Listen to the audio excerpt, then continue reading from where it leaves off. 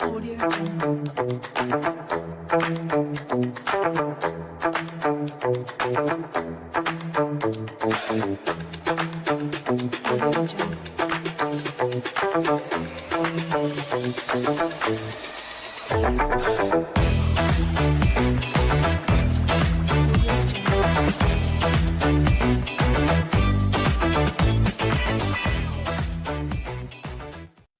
And good morning, everyone. Welcome to a Week 16 edition of Title Time. I'm your host, Jason, and with me, as always, we lovingly call him Mom around here because he's the co-founder of Toilets Titles.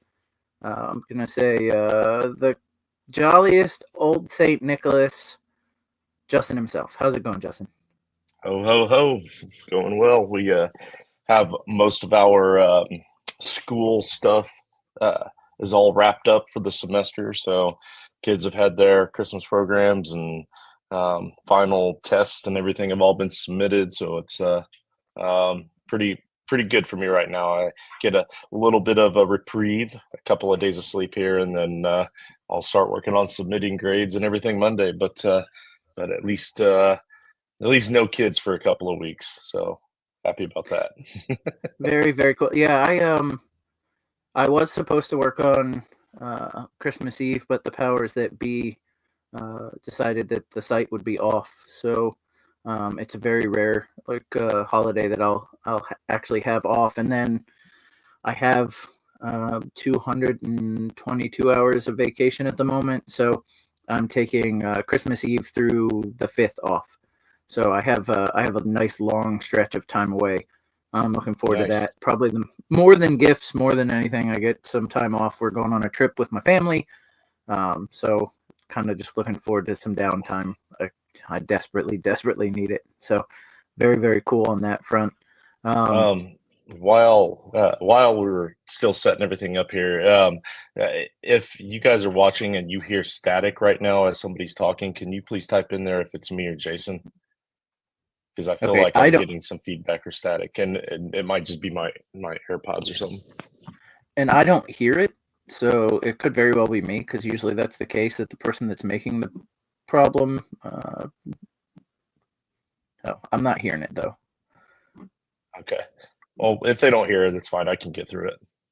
All right. I want to mention, it is the season. We're almost at the end of the season. It's this week, and for most people, next week is the fantasy finals. And let's see. No, it's Jason. He's saying it's me. Okay. Let me switch my microphone real quick. How about that? All right. I have the NFL schedule up here, so while you're How about doing now? that, is that any better? Sounds gooder. Much gooder. Gooder. All right, that's much more gooder. Okay. Jimmy, if I know Justin heard it, but if you hear it as well, and it sounds better, just let us know. I appreciate the feedback in the channel there. Thank you. Perfect. Okay. All right. Well, we can unplug that mic then. All right, guys. Well, it's week 16. We got this week and one more week for most people in their fantasy playoffs. We likely won't be here next week. I'm going to leave that. Actually, I'll leave that up to the other guys. I'll be on travel to Atlanta. So it'll be up to the rest of the team if they want to come do a last show on the finals week. We do have some people missing, so I do want to mention, if we don't do another show, I want to thank David, who's running around getting some Christmas stuff done, Rich, who had to work this morning, George, who's donating some of his time to Toys for Tots today to hand out toys, and Mark, who is at a game today. I want to thank them for a great season doing this show. When we started this week 1, I didn't know how many people we'd have on every week. And for the most part, we had just about everybody every week, with a couple of exceptions. And it was, even through like tough stretches, everybody had a stretch here and there where it was tough for them to be on, but mostly people came on, and I think we put out a good product. We had a lot of fun. We helped some people, and that's all you can hope for. So I want to thank all of them for being on. And like I said, if you guys decide to do a show next week, that's cool, because I'd love to be able to help people in their finals. But if we don't do a show, I want to thank everybody, including you, Justin. I didn't want to leave you out, even though you're here. But I want to thank you guys for doing the show every Sunday, so we can help people out and have some fun. So thank you guys. Yeah, no, If we don't do, lots of fun. We appreciate that, and that also helps me set my lineups as well because I'll have my preconceived notions going into what I want for the week, and I have all my lineups set and ready to roll. And then I start hearing you guys talk, and I'm like, that kind of made sense. Maybe I should adjust this a little bit. I do also want to mention, if we aren't on next week, you can always reach out to any one of us. I'm at BFTG Jason on Blue Sky and on X. And I know Justin's at Toilets Titles. We're pretty much everywhere. So if we don't have a show, but you have questions, and Crane, I know you will because you got a bunch of teams and they're still all making it. So like, reach out to us, or you can do it on our Discord channel, and Justin can get you in there if you're not already in there. And then I also want to remind everybody, I know we're going into the off season, but off season is where we put out a ton of content as well. So we don't go away just because the football players do. So patreon.com/toilets titles, patreon.com/toilets titles. We have a tier for every salary. And I know you like to say a tier for every budget, but I heard that Either on way, Tuesday night show. But but either way works. so just a reminder, we do have a lot of off-season content to keep you up to date with everything going on in the NFL. So I wanted to mention that as well. Let's see. I'm gonna try and find a in and out, like a list of players that are active and inactive here in a minute. Before I do that, Justin, we got to do games of the week. It looks like it looks like my wife threw the paper away again. That had that's super awesome. I stash it away so she can't find it, and she thinks of it as trash. So she threw away the game of the week from last week away. I'm pretty sure two of you guys had. Let's see. I had the The Bills. same. Yeah, and two of you guys were. Who did the Bills play last week? I know. Sorry, my brain is too fried to remember week The 15. Like, Lions. yeah, The yeah, yeah. Lions. Okay, so I think two of you guys had the Lions. I had the Bills, and I can't remember who everybody else had, and they're not here to answer it, so it's unfortunate. But Yeah, I took the Lions in that one. what do you have as your week 16 game? Oh, this one's easy for me because right now I only have a few fantasy football leagues that are still rolling. My two main home leagues, I'm still going, and then I have the Frankenstank and then the Fantasy Powers League, which we had some dicey things happen this week to kind of shook that up a little bit. Still probably not even going to matter because I'm probably still going to lose in that one, regardless. But made a hell of an attempt there to bounce back. But let's see. But so for me right now, my main focus is on the Frankenstank. Because even with the two main home leagues anymore, like I said, I love them. I have fun with them. They've been there for years, but the Frankenstank is just special. So if I'm still sitting here in the final 8 in the Frankenstank and I'm going up against the number 1 seed, the Headless Horseman, so it's going to be a tough matchup. After my heroes added in, I'm only at a 5-point underdog at this point because we had a couple players that were the same that played yesterday and Thursday. So most of this game for me on my end of it is going to come down to the Dallas and Tampa Bay game on Sunday night. And I know you're a Tampa Bay fan. I don't know if this was going to be your game of the week, but with neither of those teams playing very good defense most of the season, there's a chance that there's some big fantasy points played here. So I'm going to be watching that game pretty intently for the Frankenstank. Also considering the fact that my opponent has absolutely no Monday night players, and neither do I. Our Frankenstank matchup is going to come down to Sunday night football. So that's the big one for me. I've got Baker Mayfield in that one, along with CeeDee Lamb. And then I have to make the decision of Rachaad White or Jake Ferguson, knowing the PPR the added tight end premium there for Jake Ferguson. So I've been considering Jake Ferguson over Rachaad White. What is that backfield looking like for your Buccaneers this week? And then while you're explaining that, I'll think of a score for this game. I think I mean, it's going to be similar to what we saw last game. Bucky's going to get a lot of heavy usage, but um, it's been leaning more towards Bucky. I'd say 60-40 splits, right, for carries and that kind of. But they don't go away from Rachaad White. He's still heavily utilized, and it seems like he gets a lot of the pass catching work. I was talking to somebody about this week where Rachaad White doesn't look like a shifty runner when you watch him run, but for some reason he makes guys miss, right? Like it's the slowest juke moves you've ever seen in your life, and for some reason, I don't know if NFL players are wired to think that the juke move's going to be faster, so they overreact to it, or what it is. When you watch Rachaad White catch a ball on screen and juke three people, it looks like the slowest kid out in the yard doing it against guys going 10 times faster than him, but he still seems to make everybody miss. And I don't know what that is, but he's been finding the end zone a lot lately. So I think Rachaad White's a good play today. It's the same utilization you've seen. Go ahead. Sorry. I was going to say I read it wrong, though. It's not Rachaad White or Jake Ferguson. It's Rachaad White or Sam Laporta. Oh, well, that changes things for me. Because I think Laporta's going to get heavily utilized this week, considering they're down a running back. And I don't think they want to put it all on. They're going to give Gibbs the majority of the run work, don't get me wrong, but I don't think they want it to be. I don't think they're just going to give all of that volume that they were running with two guys to one guy and not change their offensive strategy. So I do think Laporta is going to be a great play today. So the Laporta, they play the Bears today. They played the Bears 3 weeks ago, and he had 3 catches for 6 yards.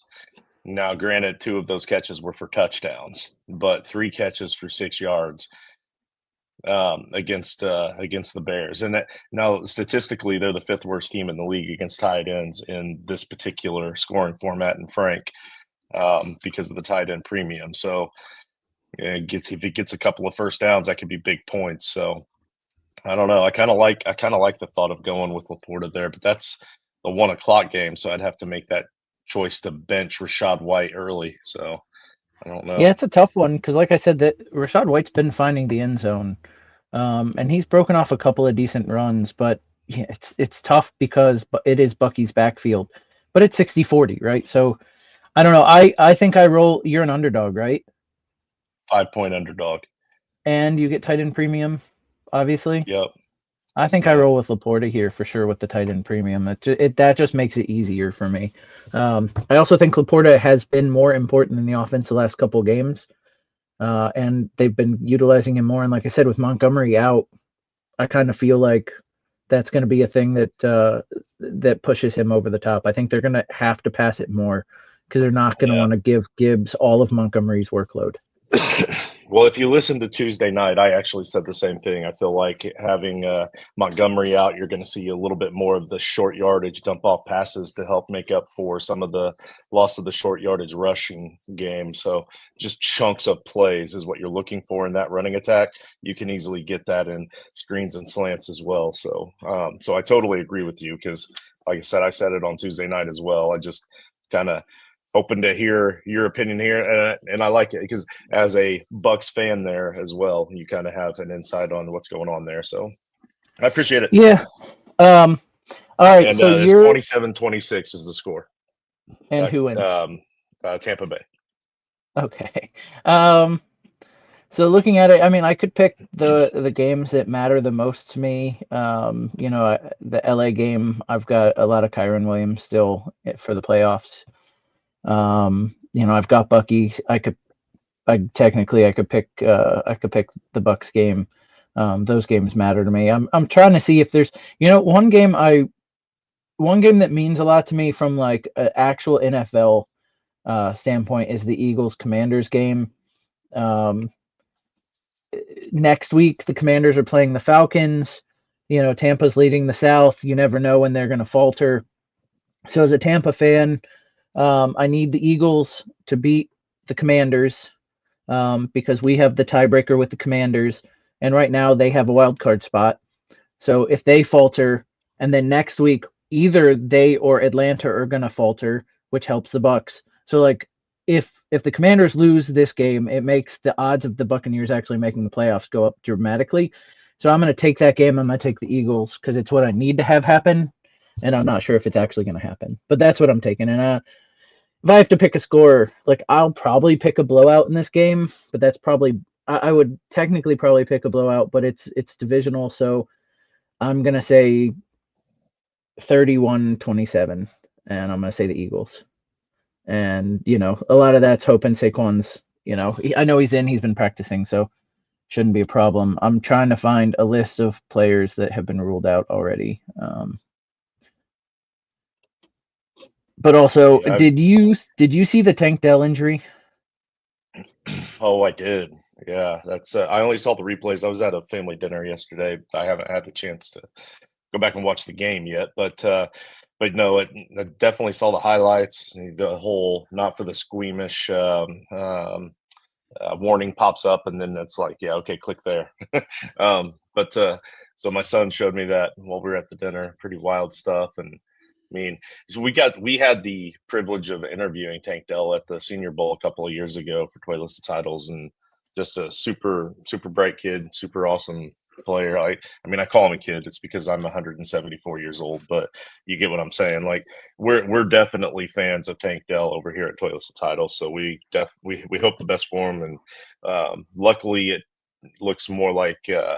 Or at least from the replay. I haven't heard an update from today, but from the replay, it looked more like a break than it did like, ligament damage type stuff. So hopefully he's able to come back and be ready for the start of next season training camp, instead of what could be the worst, where we're waiting until mid-season or late next season before we see him or start to get any flash of real talent, from bouncing back from the knee. So, but in the Yeah. meantime, Nico Collins steps up, has a solid fourth quarter there, to help pad his fantasy points just a little bit, because he was having a relatively slow day for himself. But yeah, all in all, it was not a horrible game, but that was definitely a horrible incident. Well, and Mixon was down yesterday, so if you had Mixon, you weren't happy with the 8 points that he basically got you in a PPR. Yeah. Nico got you 13, which is lower than you expected, but you know what? It's serviceable. It's not the end of the world. And they were playing the Chiefs, so at some level you should have had tempered expectations, at least on Mixon. Yeah, for sure. Absolutely. Crana says, I don't know if it's true or not from podcast. Laporta has never scored a touchdown in cold weather. Not sure if it's true or not. So I mean, he just played at Iowa, and there's a lot of cold weather there. I gotta believe. Now, maybe in the NFL, I don't know, but a lot of it's indoor very games true. in the NFL. That's true. All right. We're going to start with Crana's questions. We're going to get into it, and then later we can talk about, if it ends up being slow, we're not going to stay on till noon if we don't get a ton of questions, because I know it's a shorter week with everybody in their playoffs and some people being bounced.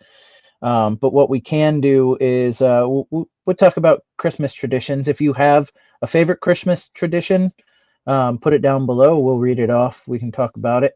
And we can talk about Christmas food. I know it's Bobby's time to shine, being that it is Christmas, and ham is traditionally the main on Christmas. If you go that route, we typically don't. We actually end up with hibachi,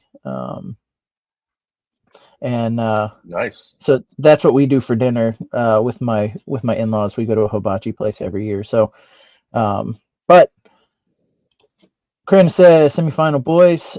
Thanks again. Got many questions going forward with the Bears and Lions. That's the game of the week. Bears 27, Lions 20. It's okay to be delusional on Christmas. You need a Christmas miracle. You can take it. Holding the Lions to 20 would be a Christmas miracle, I think, because Yeah. that defense is banged up, but that offense is full go. I mean, aside from Montgomery, obviously, but still. And then I saw something earlier this week that said that Montgomery thinks they were seeking a second opinion. They think he'll be maybe ready in the playoffs at some point if they make it Yeah. deep enough. That's not going to help the defense. Actually, I've been saying I was going to call them Detroit until they learn to play some D. So we'll do that going forward. Detroit. Kyler or Baker 6-point passing touchdown. Justin. You're the only one here, so I'm going to go to you first most of the time. Yeah.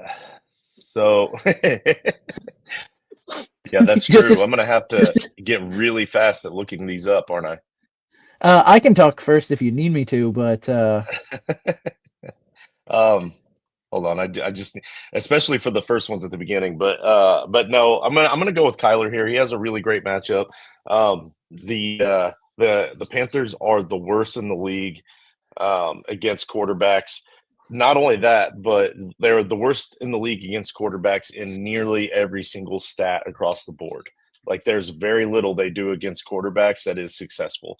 They can't handle rushing quarterbacks. They can't handle pocket quarterbacks. They can't handle getting quarterbacks off of the field on third down. They can't handle forcing turnovers. They can't handle getting sacks. Like almost nearly every stat line that a defense can have against a quarterback, they are dead last. So I want heavily to lean towards Kyler in this one, but then Baker Mayfield um, against that Cowboys secondary is a pretty juicy matchup here because the Tampa Bay is fighting here for a playoff spot. Um, Man, this is a really tough one. I think at the end of the day, I'm probably going to go Kyler though, just because of um, all the other stuff that I mentioned before. I know Dallas has some pretty bad stats as well, but Baker now has his two backfield mates, as we talked about earlier, that are back and playing and healthy. So maybe they run just a little bit more, but I like Kyler in this one.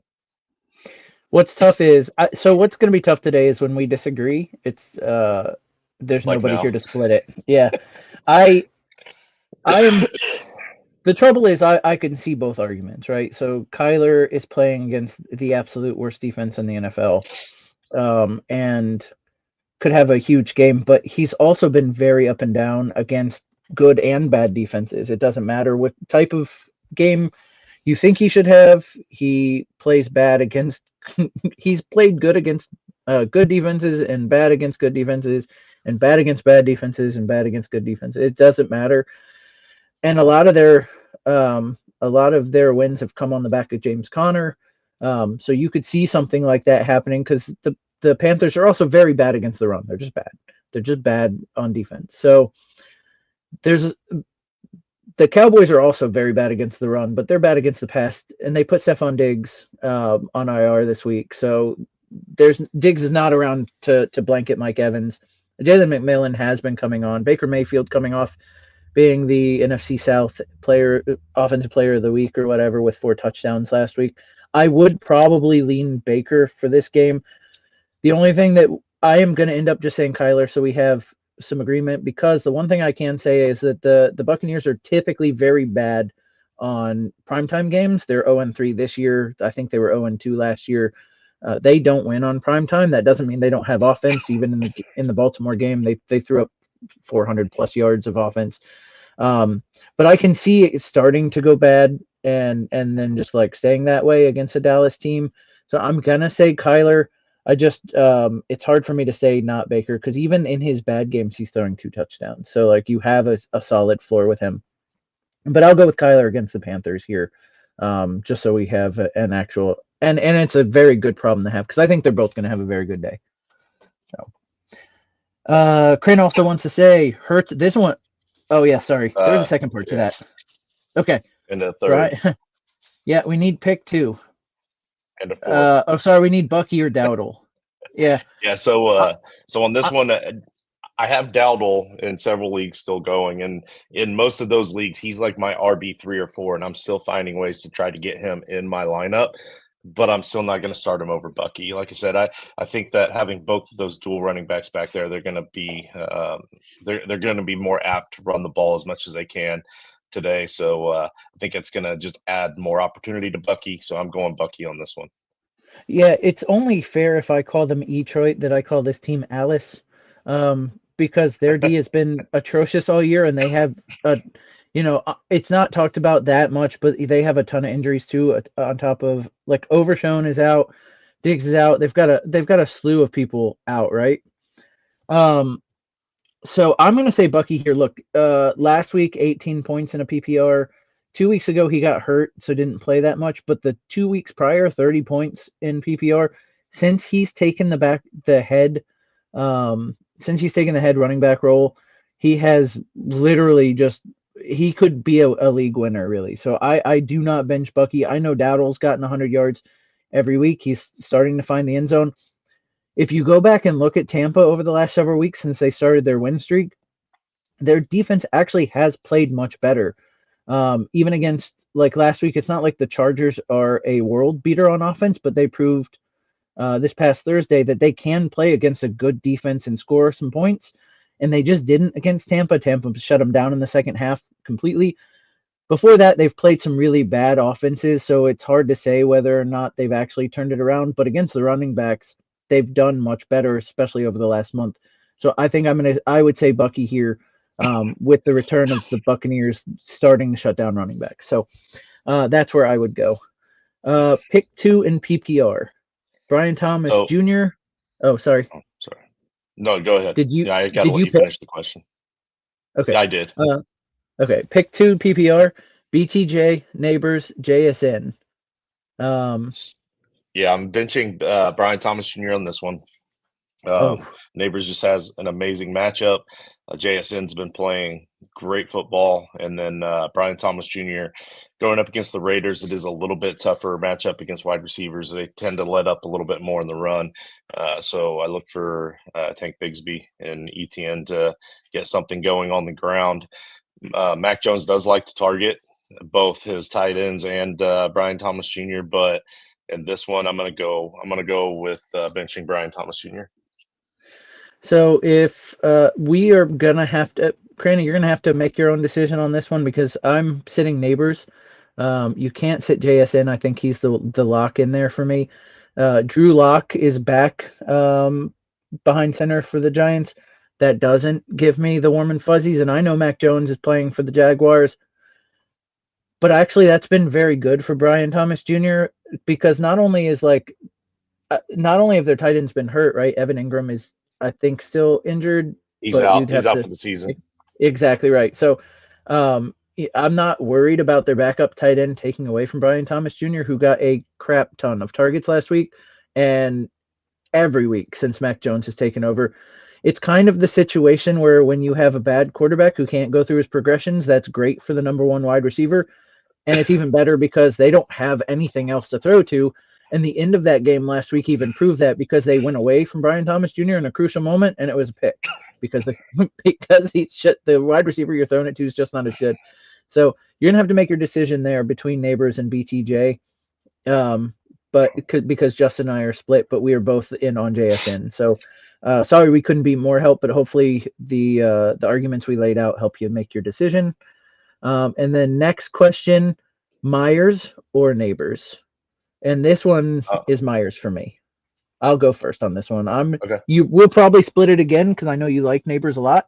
But I think this one's Myers for me because Myers is going up against Jacksonville, and I think that defense is worse than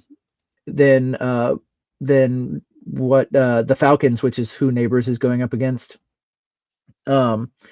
And again, he's gonna, aside from Bowers, he's gonna be the only one there. But Aiden O'Connell is coming back, right? Let me preface that because I believe I saw he was back this week.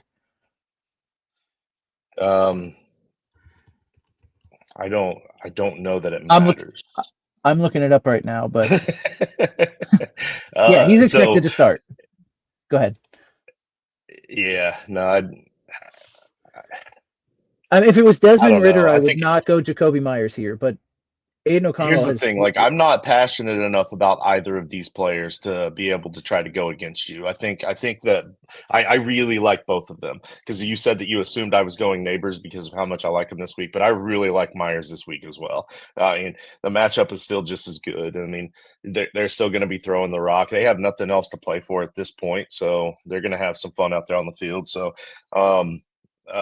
Yeah, I mean, I can't argue for or against you on this one, so I'm just going to go with you to help out Crane on that one. I think it's close enough that it doesn't matter. I mean, they also lost their running back, again last week. I know they're getting guys back. They're getting guys back, but they lost another one. It's just Sincere is gone. I sincerely wish him well. But yeah, tough break there. I do like Jacoby Myers, especially in a PPR. So let's see. Krana also says this one's tough, man. I'm gonna let you take this quarterback question first. Hurts or So Burrow? yeah. So here's the thing: like Hertz has still been getting rushing touchdowns. So before I start saying this, I want to understand. I want you to understand. I do realize he's still getting rushing touchdowns, but he's getting like one a game over the last 5 games. He's gotten one a game in 4 of those 5 games. Before that, there was a stretch where he was getting 2 or 3 touchdowns rushing per game for a stretch of probably like 4 out of 5 games, 4 out of 6 games. I know he's still going to get his on the ground, and but it seems to me like as we're getting near the end of the season here, they're going to be trying more and more to get Saquon as many of these season-long records as they can possibly get out of him to help him out. And I don't. It just seems to me like the last couple of games I've watched with Saquon, they've been trying to find ways to force the rock to him in situations where they normally weren't, especially down in the goal line. So it just seemed odd to me the way that they were kind of changing up their offense here in the red zone, and it's still been successful. Like I said, Hurts has still been getting his in the goal line, just not quite as much as usual. And at this point, I'm looking for tiebreakers. If I'm looking at Joe Burrow and I'm looking at Hurts, and they both have great matchups this week, I'm looking at tiebreakers. I think I'm going to lean towards Burrow here. They've been kind of embarrassed by the win-loss record, and that's mostly on the fault of the defense. The defense isn't going to stop giving up yards and points, so that means Burrow's not going to stop getting fantasy points. So I'm going to go with Burrow on this one. I think the tough part for me with Burrow, and I am taking him. I think I have him ranked really high. He's my number 1 or number 2. It's like half a point difference quarterback this week, depending on my mood at the moment. The worry I have with Burrow is with when it was Jameis versus Burrow, I thought the fantasy points were going to flow, and I thought maybe the Browns could stay in the game a bit, right? And I thought, okay, so Burrow's going to have to throw a ton of touchdowns. The only thing I worry about this game with Dorian Robinson in the game, and I'm not even sure if I remembered his last name. I think that's right. Poor guy. Brian They Robinson. Thompson Robinson, yeah, DTR. If they keep shoehorning him in and making him the starter, and I just don't know that offense is going to score enough to keep it so that like by halftime, what happened last week for Burrow was he had a giant first half, but they got up. Their defense scored, which is a miracle in and of itself. And then they threw a pass to a lineman, so it didn't go to like the Chase or Higgins. That was still good for Burrow, but like they got up and then they gave Chase Brown the ball a lot. And I do worry that that's a possibility here. Yeah, and I can agree with that because his third worst game of the year this year was against Cleveland. So while on paper it's one that should be your average run of the mill matchup, it is a divisional game, and that one was at Cleveland, so you're going to get a little bit different environment. But I don't know, it's just so hard for me to bench Burrow. All that said, I still have Burrow because I think especially if you need points, like I think the opportunity for 3-4 touchdowns from Burrow is there. He's played so well. He would definitely be in the MVP conversation if his team had any defense whatsoever. It just after he's putting up 30 points a game and losing. So insane there, but I'm going Burrow here. Like I said, I've got him 1 or 2 depending on my moment. It's probably 2 just because I just talked myself into not having him 1 because he might not have to score. But huge first half, I'm going to assume. So pick 2 in a PPR, JSN, Shakir, Adams, and Jennings. I can go first if you need a moment. Yeah, let's do that. I mean, you can't bench. I can't in good conscience say bench JSN. Like the guy has been great for, God, I can't, 2 months now. Like JSN's been the number 1 there. He's made DK Metcalf irrelevant, and Lockett is on milk cartons at the moment because you don't know where he is. JSN's done that because he's basically sucking up all the targets. I'm going to ride the hot hand with Adams because I do think that Aaron Rodgers is YOLOing his way to the end of the season. He's heard all the. You can see it when he goes on Pat McAfee and the shows he goes on. He's feeling the criticism, and the way he deals with that is complaining that he's getting criticized. That's how he does it, but that's how it's getting to him. And with that, I feel like he's not being as protective of the football, not trying to play as perfect football. He's just slinging it out there, and that's good for Wilson and Adams and whatever. He's actually going out and throwing the ball around. And look, I that might be a narrative I'm making in my head, and it could just be he's finally healthy from his Achilles. But whatever it is, he's been better over the last several weeks, and last week Adams was the huge beneficiary. And with that connection, I don't see that changing, and especially against a Rams team that's probably going to score, so they'll have to score. And a defense on the Rams that are terrible. Adams is my second guy here. Go ahead, Justin. Yeah, and then also Jennings has just been too wildly inconsistent, and as a number one, when he faces a tough number one corner, his numbers are down. So I'm down on Jennings rest of the season for that reason. I liked him better when he was able to play that wide receiver 3 or that backup role. But Shakir, what you worry there is Buffalo going up big and running the football more. They are playing against the Patriots. Patriots are better than they look on paper, but not anywhere near as good as Buffalo. And I know it's a divisional matchup. You never really know with those things. But again, we're looking at tiebreakers here, and I agree with pretty much everything that you said about Adams as well. So Adams and JSN for me as well. Yeah, I mean it's good. Those are great problems to have. Other than like I said, like you said, Jennings, who, when it's good, it's great. But Purdy's been inconsistent, and Jennings has been inconsistent, and Debo's been inconsistent. Like that whole team's just been inconsistent. So, let's see. This one's a tough one because tight ends, Kraft, Strange, or Ertz if he's cleared. I play Ertz if he's cleared, but I'm gonna look up Ertz real quick. I'll do that while you talk about it. Yeah, this isn't tough for me at all. I'm going with Brenton Strange. When Strange has come in earlier in the season as well for Ingram, he was a heavy part of the offense. He was getting 6 targets, 5 targets. He had a bad game against Houston, 4 targets. And then somewhere along the way, he had a 5-target game against Green Bay. That was after Ingram came back. Now that Ingram's down again, he got 12 targets last week against the Jets. He's a very heavily targeted player in this offense. And part of the reason that Ingram's targets were down a little bit when he came back, even though he was making good fantasy points because he's efficient, is because they were still giving Brenton Strange 1 and 2 targets a game as well, trying to keep him active in the game. They do like Brenton Strange, and he is going to be a heavily used part of that offense. So I'm going with Brenton Strange no matter whether Ertz is cleared or not. Okay, I can get on board with all of that. Like I like Ertz because he's caught touchdowns, I think, in the last 3 games he's played, other than the concussion shortened game last week. But before that, he was kind of just a dink and dunk. He'd get you 4 catches, 5 catches for 18 yards, whatever. Like, I don't know. It's a solid.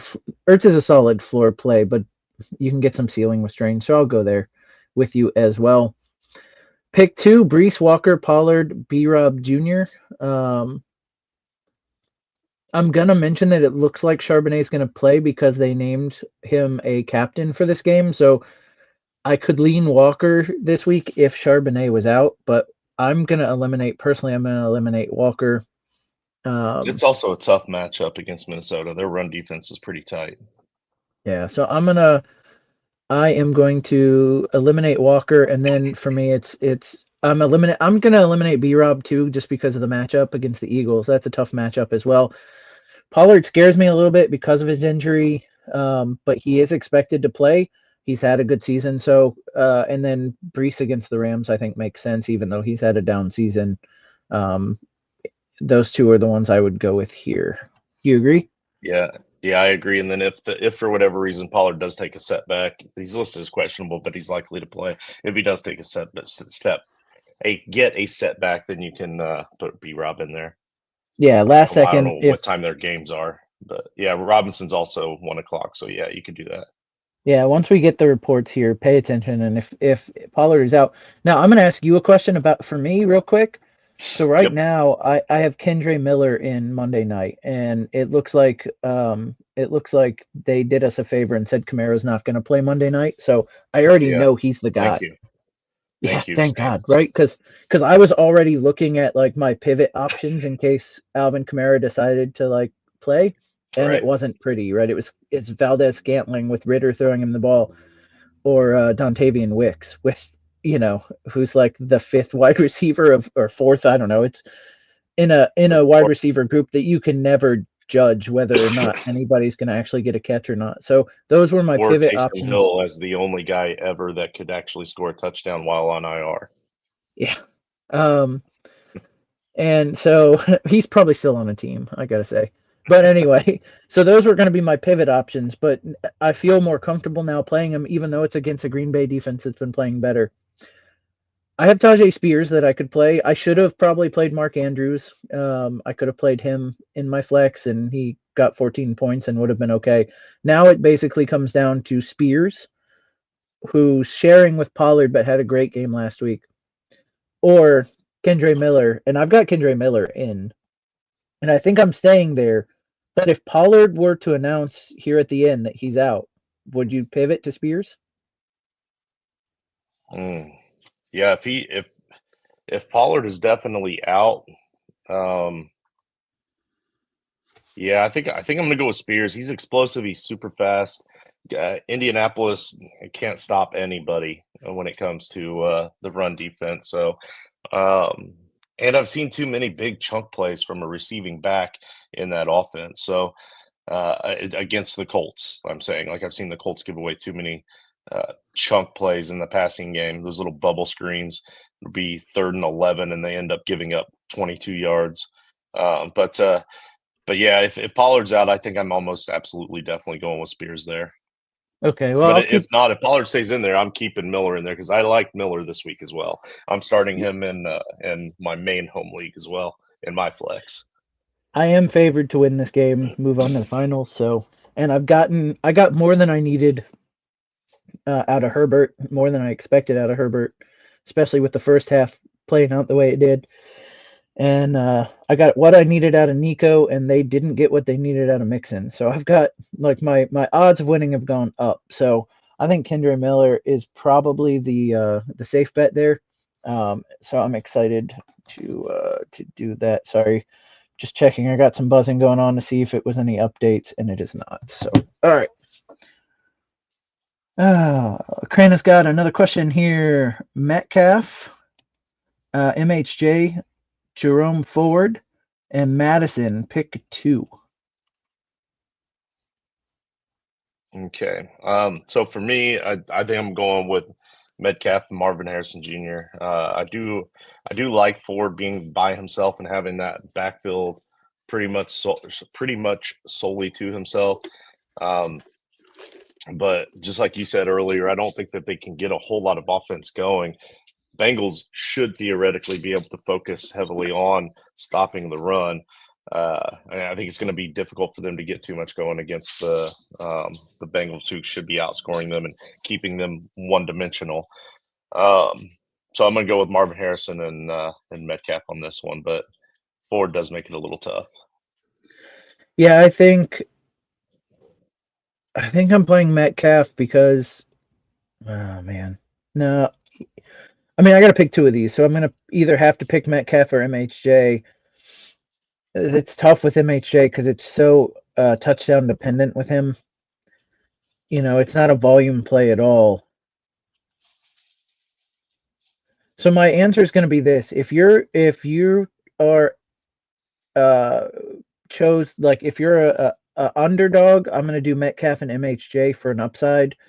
If you're like the guy who's got more projected points, I would take Metcalf and Jerome Ford for the floor, and that's how I think I would play it.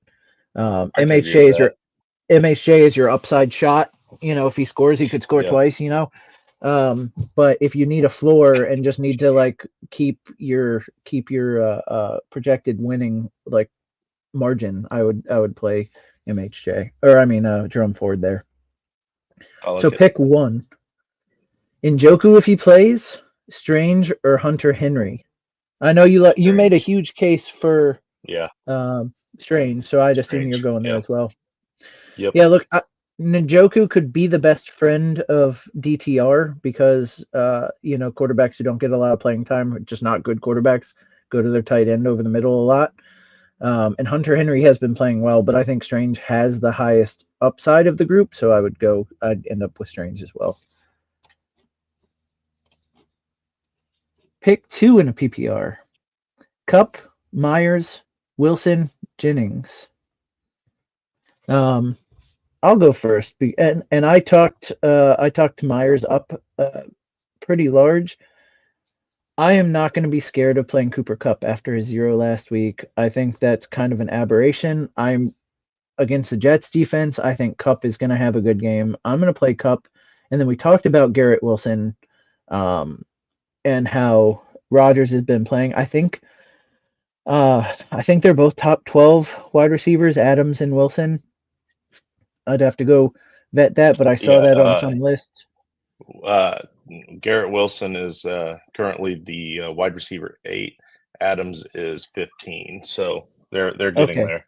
they're getting there. Yeah, yeah, yeah, yeah. So by the end of the If you season, go by anyway. if you go by since he's been with the Jets, Adams, then yes, they're both top 8. I think that was the tweet I saw. I couldn't remember, but anyway, I can't bench Garrett. What I'm saying is I can't bench Garrett Wilson, and I'm gonna ride with the upside of Cup. Although you could do this exactly the way I said the last time if you want to hedge, where um, Myers if you're predicted to win, and Cup if you need the points, like an upside shot. But for me, it's Cup and Wilson. Justin?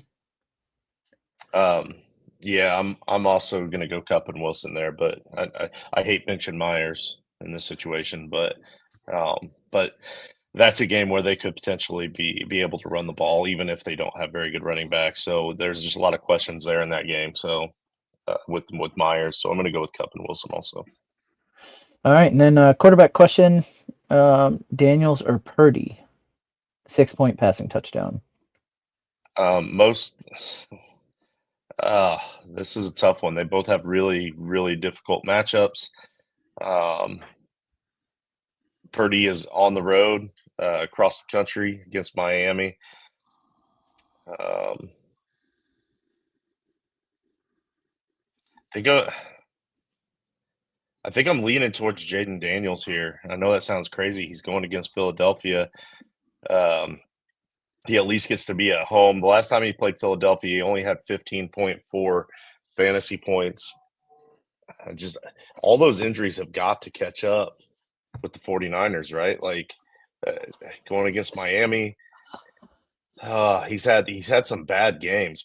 Two of the last 3 games, 2.16, 3.98 in 2 of the last 3 games, and that was against the Bills, which is a tougher defense, but also the Rams, who have been playing tougher, but they've been giving up big plays, and they didn't give up any big plays hardly at all to the 49ers last week.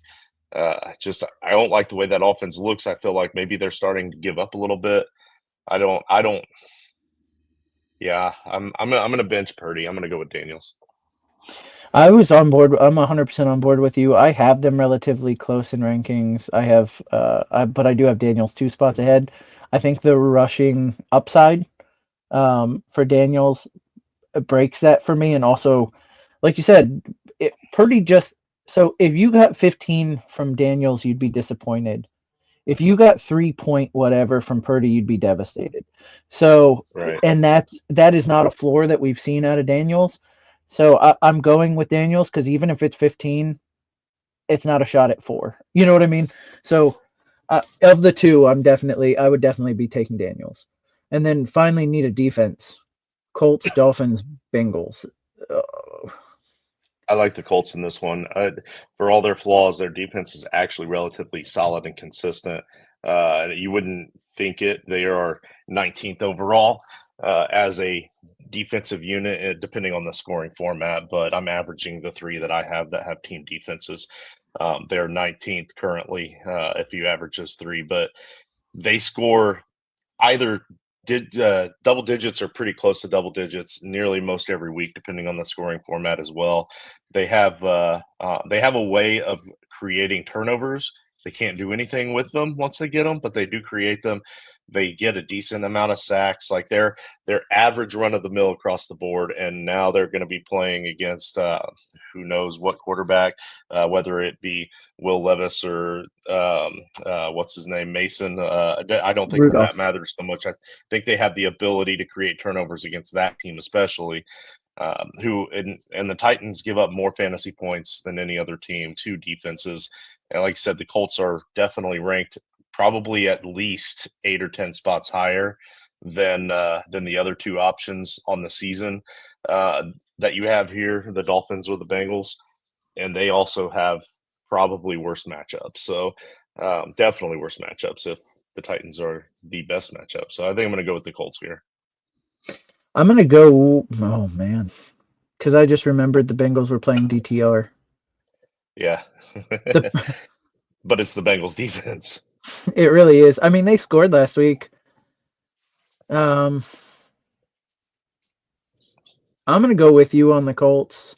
You know, I was going to try and make a little mini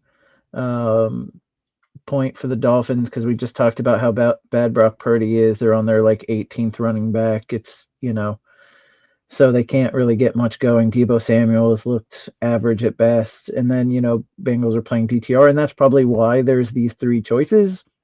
But you made a good case for the Colts, and I'm just going to hop on board that because, you know, yes, the Bengals are playing DTR, but they've been terrible defense. It's not saying that DTR couldn't do better, I guess. Jerome Ford couldn't break out and have a decent game against that bad defense. Well, I'm going to jump on board with you and say the Colts and apologize that those are the three defenses that are available. All right. Last week, I jumped in and grabbed the Falcons because I knew they had at least a 2-game stretch where they were usable.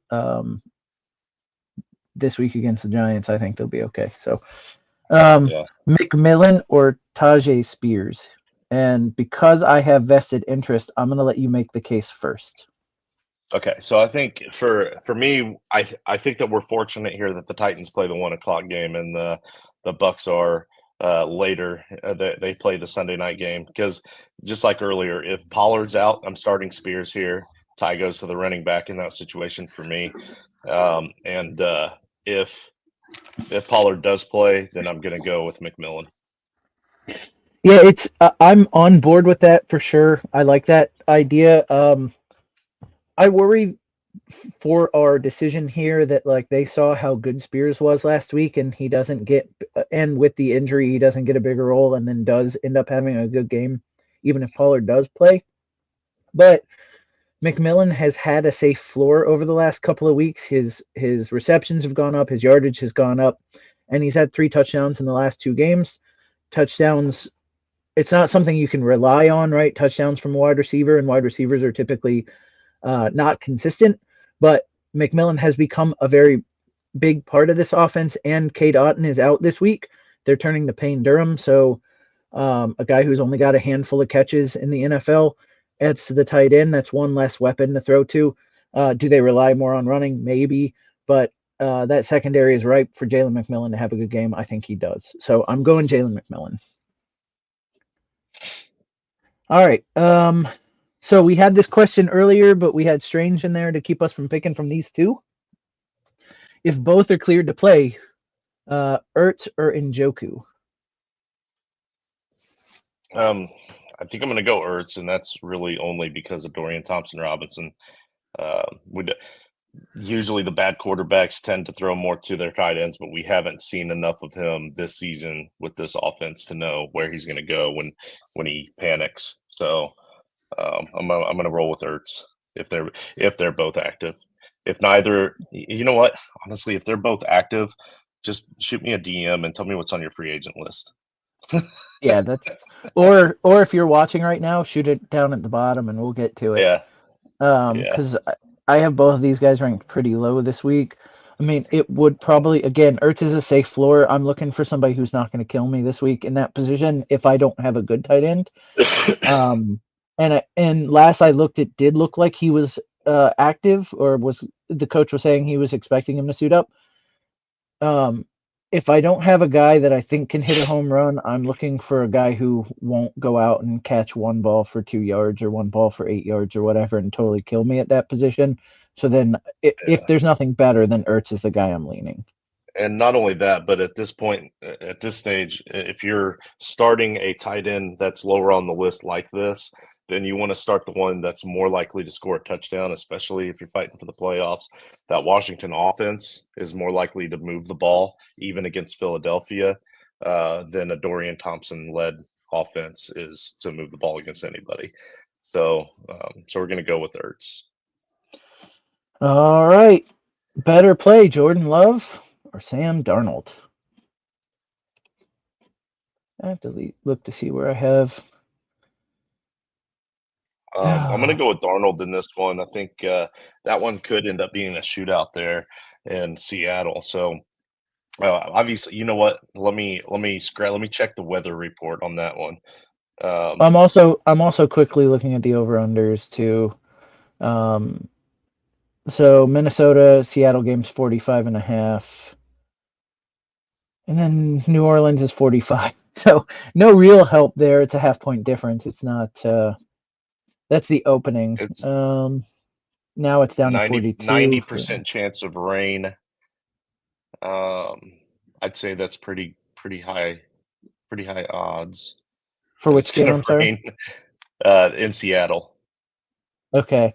Yeah, that's a high odds. Look, I don't know. The reason I would potentially go, and Darnold's been playing great, the reason I potentially would go Love playing against New Orleans, whose defense has not been that good, but also they're starting a bad quarterback, which means a lot of 3 and outs, which means a lot of opportunity for Green Bay.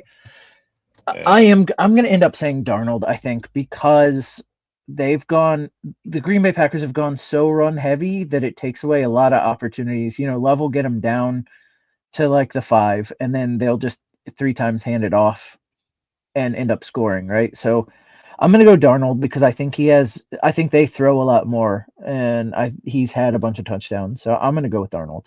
That's where I'm going. Yeah, it's I'm going Love. That weather report, that rain, that scares me. That's Jordan Love. The weather there in Green Bay is just cold. That's all. It's just cold. So and I mean, playing against New Orleans, they're used to playing indoors. Sometimes there is that home field advantage that we see. So I hate to do it to you, Jimmy. If you are in our Discord chat, you're welcome to ask in the Discord channel as well. Just hit us up at JustinFF_, and I can get you in that Discord if you need to. But yeah, I hate to split the votes for you, man. Jimmy also says we'll add this, that on the free agency list is Juwan Jennings. Tight end on the Saints. No, I think he means Juwan Johnson. Juwan Johnson. Yeah. Sorry, tight my end bad. For New Orleans. And honestly, yeah. I think I'd go Juwan Johnson. Juwan Johnson, since Taysom's been out, his targets have been 7, 5, 3, 3. So I mean, he's at least getting some targets. We know he's healthy. We know he has a lesser quarterback. This last week he only had 3 targets. It was only 2 catches for 12 yards. That was against Washington. The Commanders pretty decent against tight ends, but the week before that against the Giants, it was he had 15 fantasy points. He did score a touchdown that week. When they get in the red zone, they tend to draw up plays that free him up, and the Packers are in the bottom third in the league against tight ends as well. So I like the matchup. I like the thought of a lesser quarterback throwing the dump off. I don't like those other options that you had at tight end. So this is a sure bet guy that's actually going to be healthy too. I might go with Juwan Johnson over Ertz. I think I'm with you there, especially because we don't 100% know how utilized Ertz is going to be coming off the concussion. But I think again, it comes down to me, if you're predicted to win, Ertz is a safe floor. I think he's going to get you a floor. If you need points, then make the switch to Juwan. Yeah. In another league, flex PPR, McMillan or Devontae Smith. This is where we are with Devontae Smith, Justin. So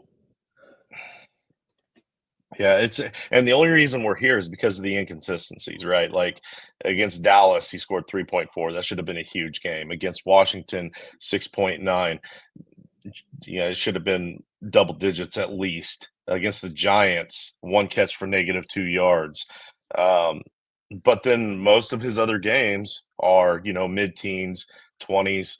Like he's good when he should be good, usually, and then we get these inconsistent games out of nowhere. That's the only reason we're at this point. This should easily be Smith. But we're also at this point because of McMillan, not just because of Smith, but because of McMillan. The last 2 weeks, McMillan has become more ingrained in that offense in terms of targets. And McMillan against Dallas, that sweep matchup, it is going to be tough to bench McMillan. So, yeah, I think I'm going to go with Smith. That was one of his worst games of the season this year was against Washington, and that's who he plays this week. So let's see it, McMillan. All right. I will. You want to split? I do want to split, and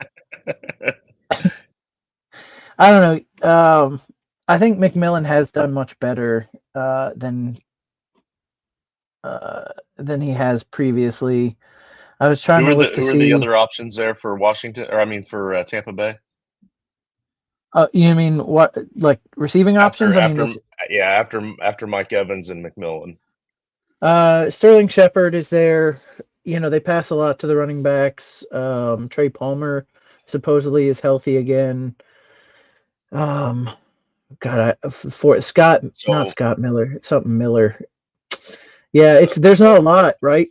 Not a lot of options. Yeah. Let me look one other thing up.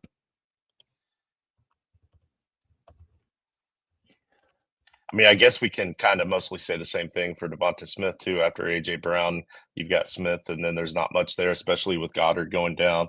You got Saquon that can catch the ball in the backfield, so it's a pretty even line there if we're talking about options. So maybe that was a bad example for me to bring up, but yeah, look, against the Cowboys. I do think it's Smith for me, and I hate to split it, but like.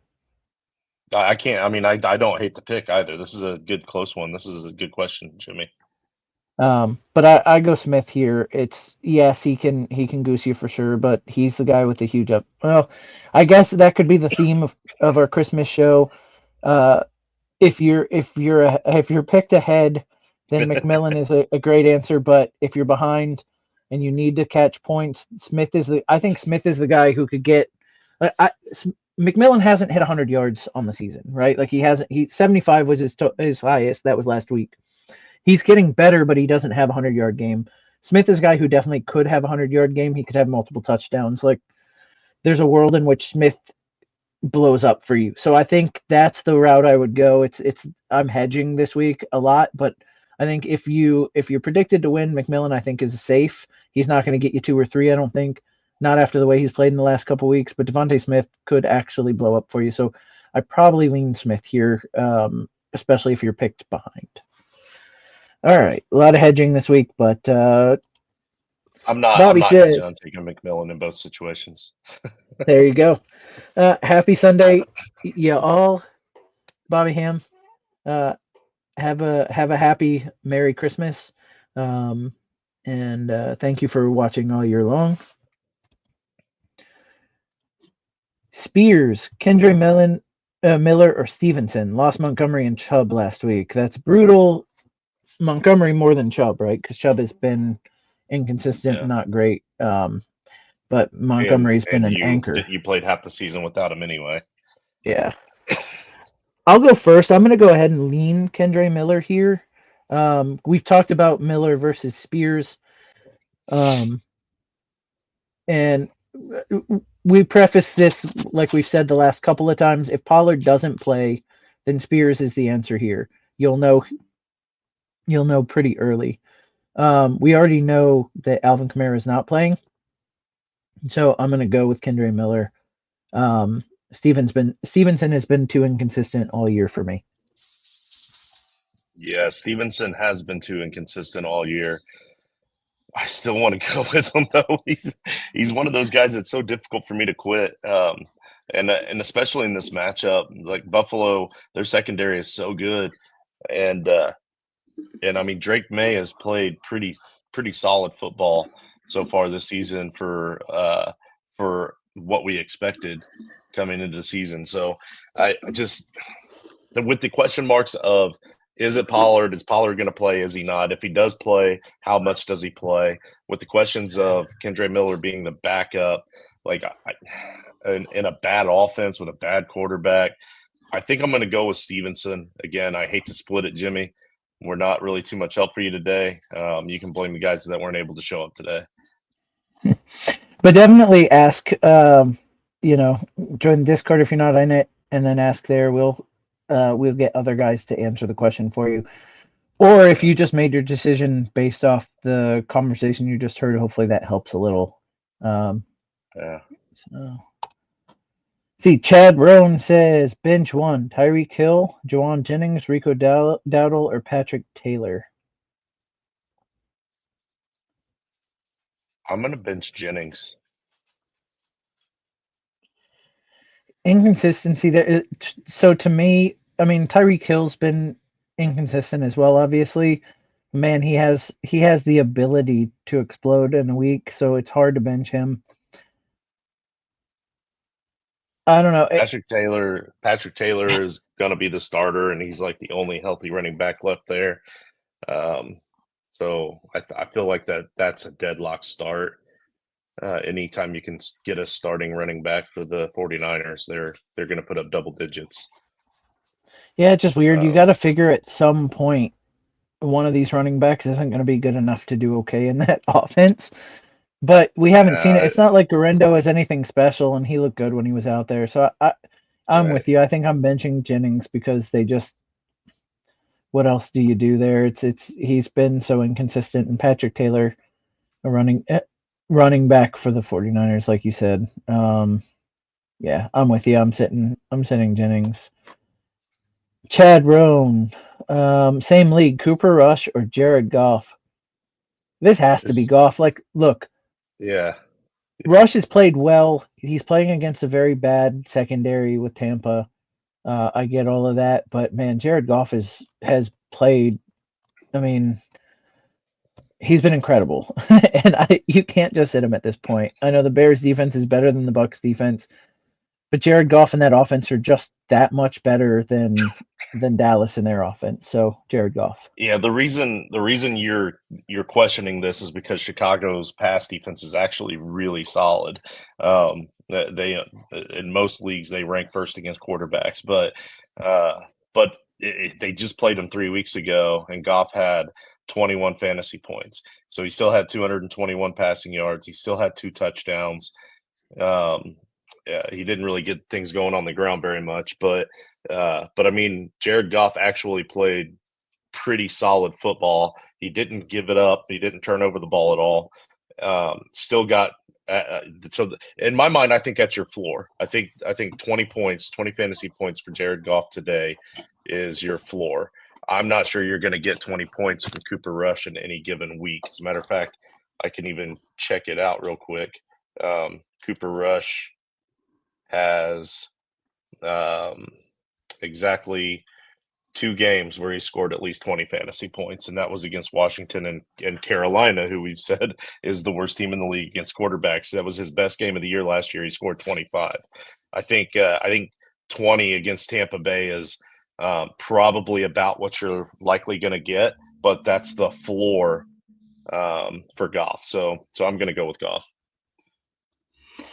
All right.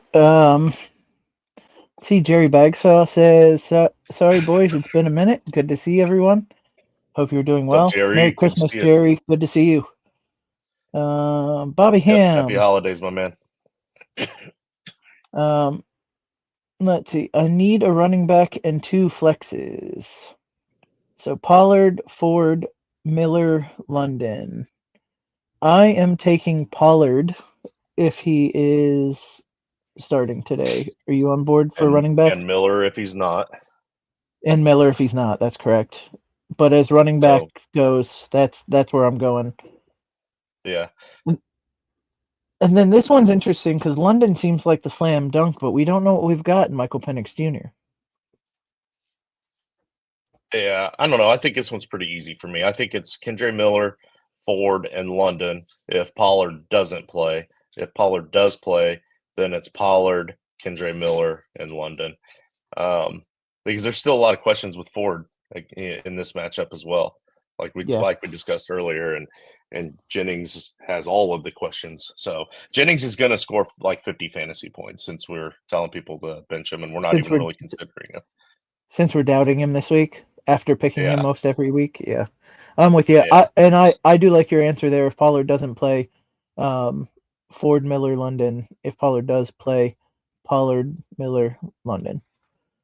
So let's see. Need to pick a team this week. Need to pick a team to win. Just straight up, you need to pick a team to win. Let's see. Let me pull up that schedule again. I mean, the Lions are going to win for sure, right? Not according to Crana. Well, yeah. You probably take the Cardinals. I think the Cardinals might be a safe bet. The Bills against the Patriots. I know it's a divisional game.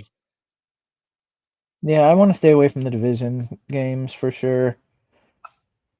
I am. And this is kind of tough, though. We got a lot of bad teams that are playing against bad teams and good teams playing good teams, and then the other games are divisional games. You know what? I'm taking the Packers. The Packers are my lock this week. Oh, yeah, against the Saints, and they're at home. That's a good one. There you go. I like it. Yeah, I mean, if I had to pick another one, it would probably be the Cardinals, but I'm taking the Packers straight up. They're gonna, and I don't know if you need the spread because I don't know what the spread is. If it's a wide spread, maybe I tighten that up a bit, but I don't. Packers for me. All right. Oh, in each of the following games. So I guess we should have gone to the next question. Okay, and I've got the. Oh, wait a minute. No, I don't. Hold on. I mean, if it's straight up, I've got the point spread pulled up now for this week's games. You were talking about the Packers. The Packers are at plus 14. Wait, no. The Packers are minus 14. They're 14 game. They're 14 point favorites.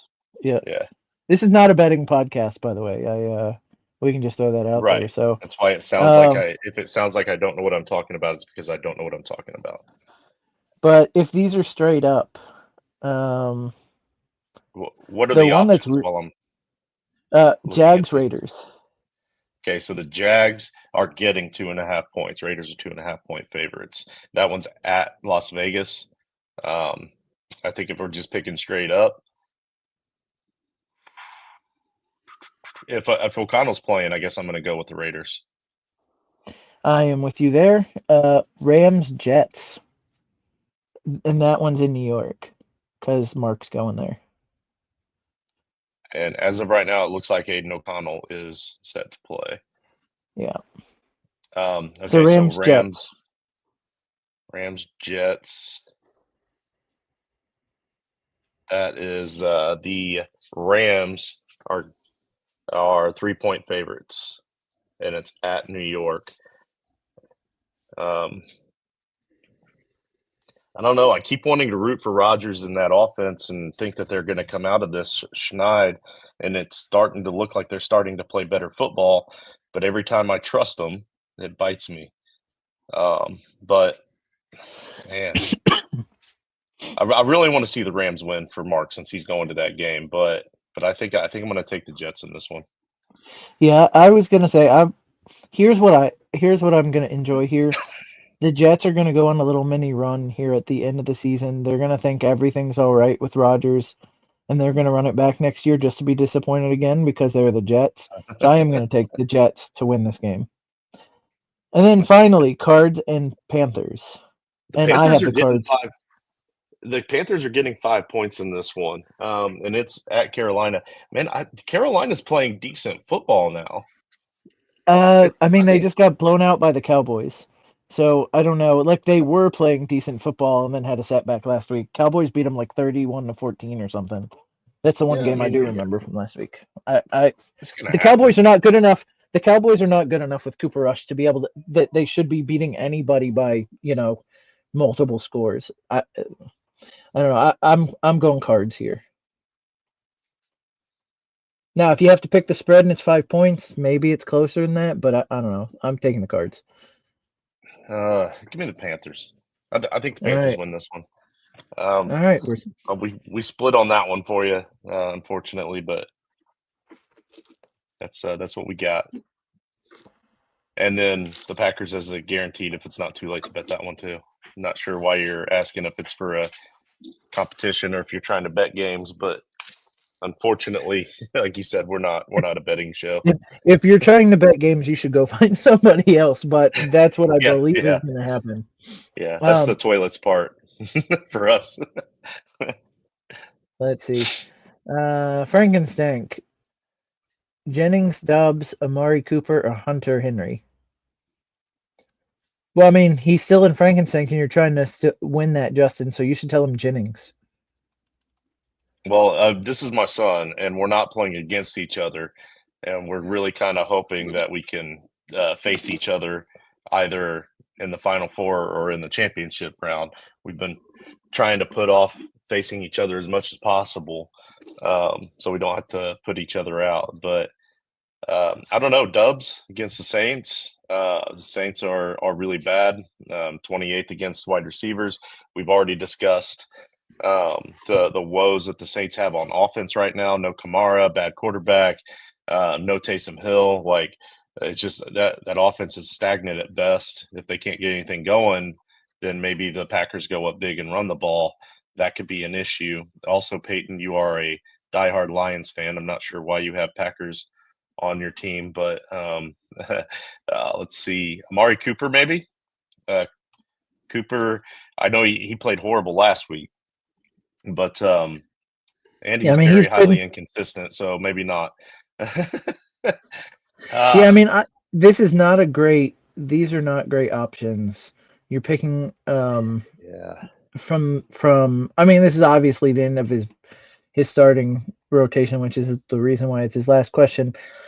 I probably go with Dubs and hope it's his week. That's what I probably do here. Hunter Henry is, I've got him ranked like out of my.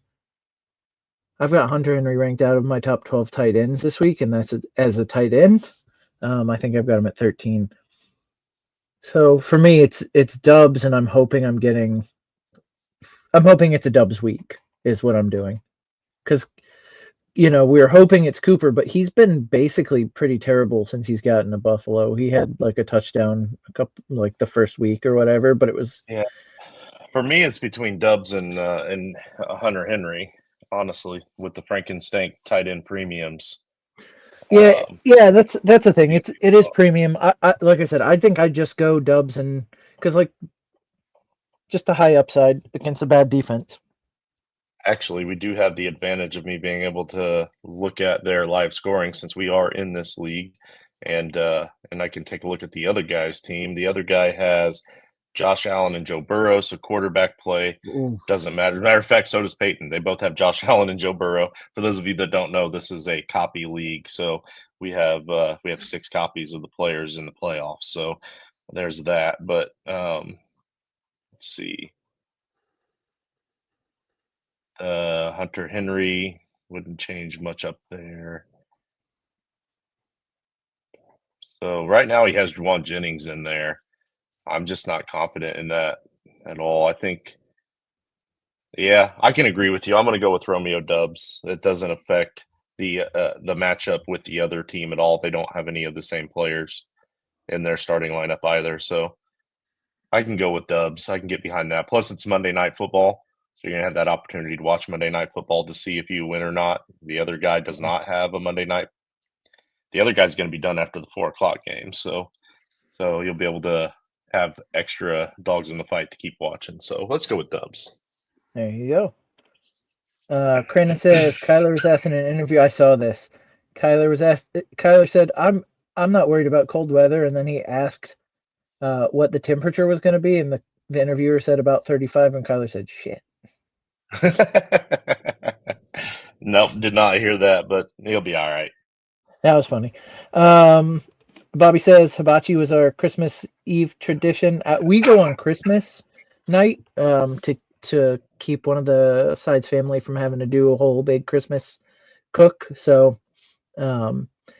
basically we do Christmas here with my family, with my immediate, like my kids and my wife. Then we go to my parents' house for lunch. It used to be breakfast, but now we do lunch.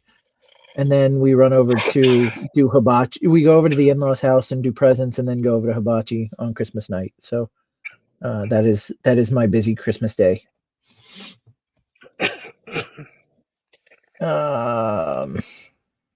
This one is Falcons for me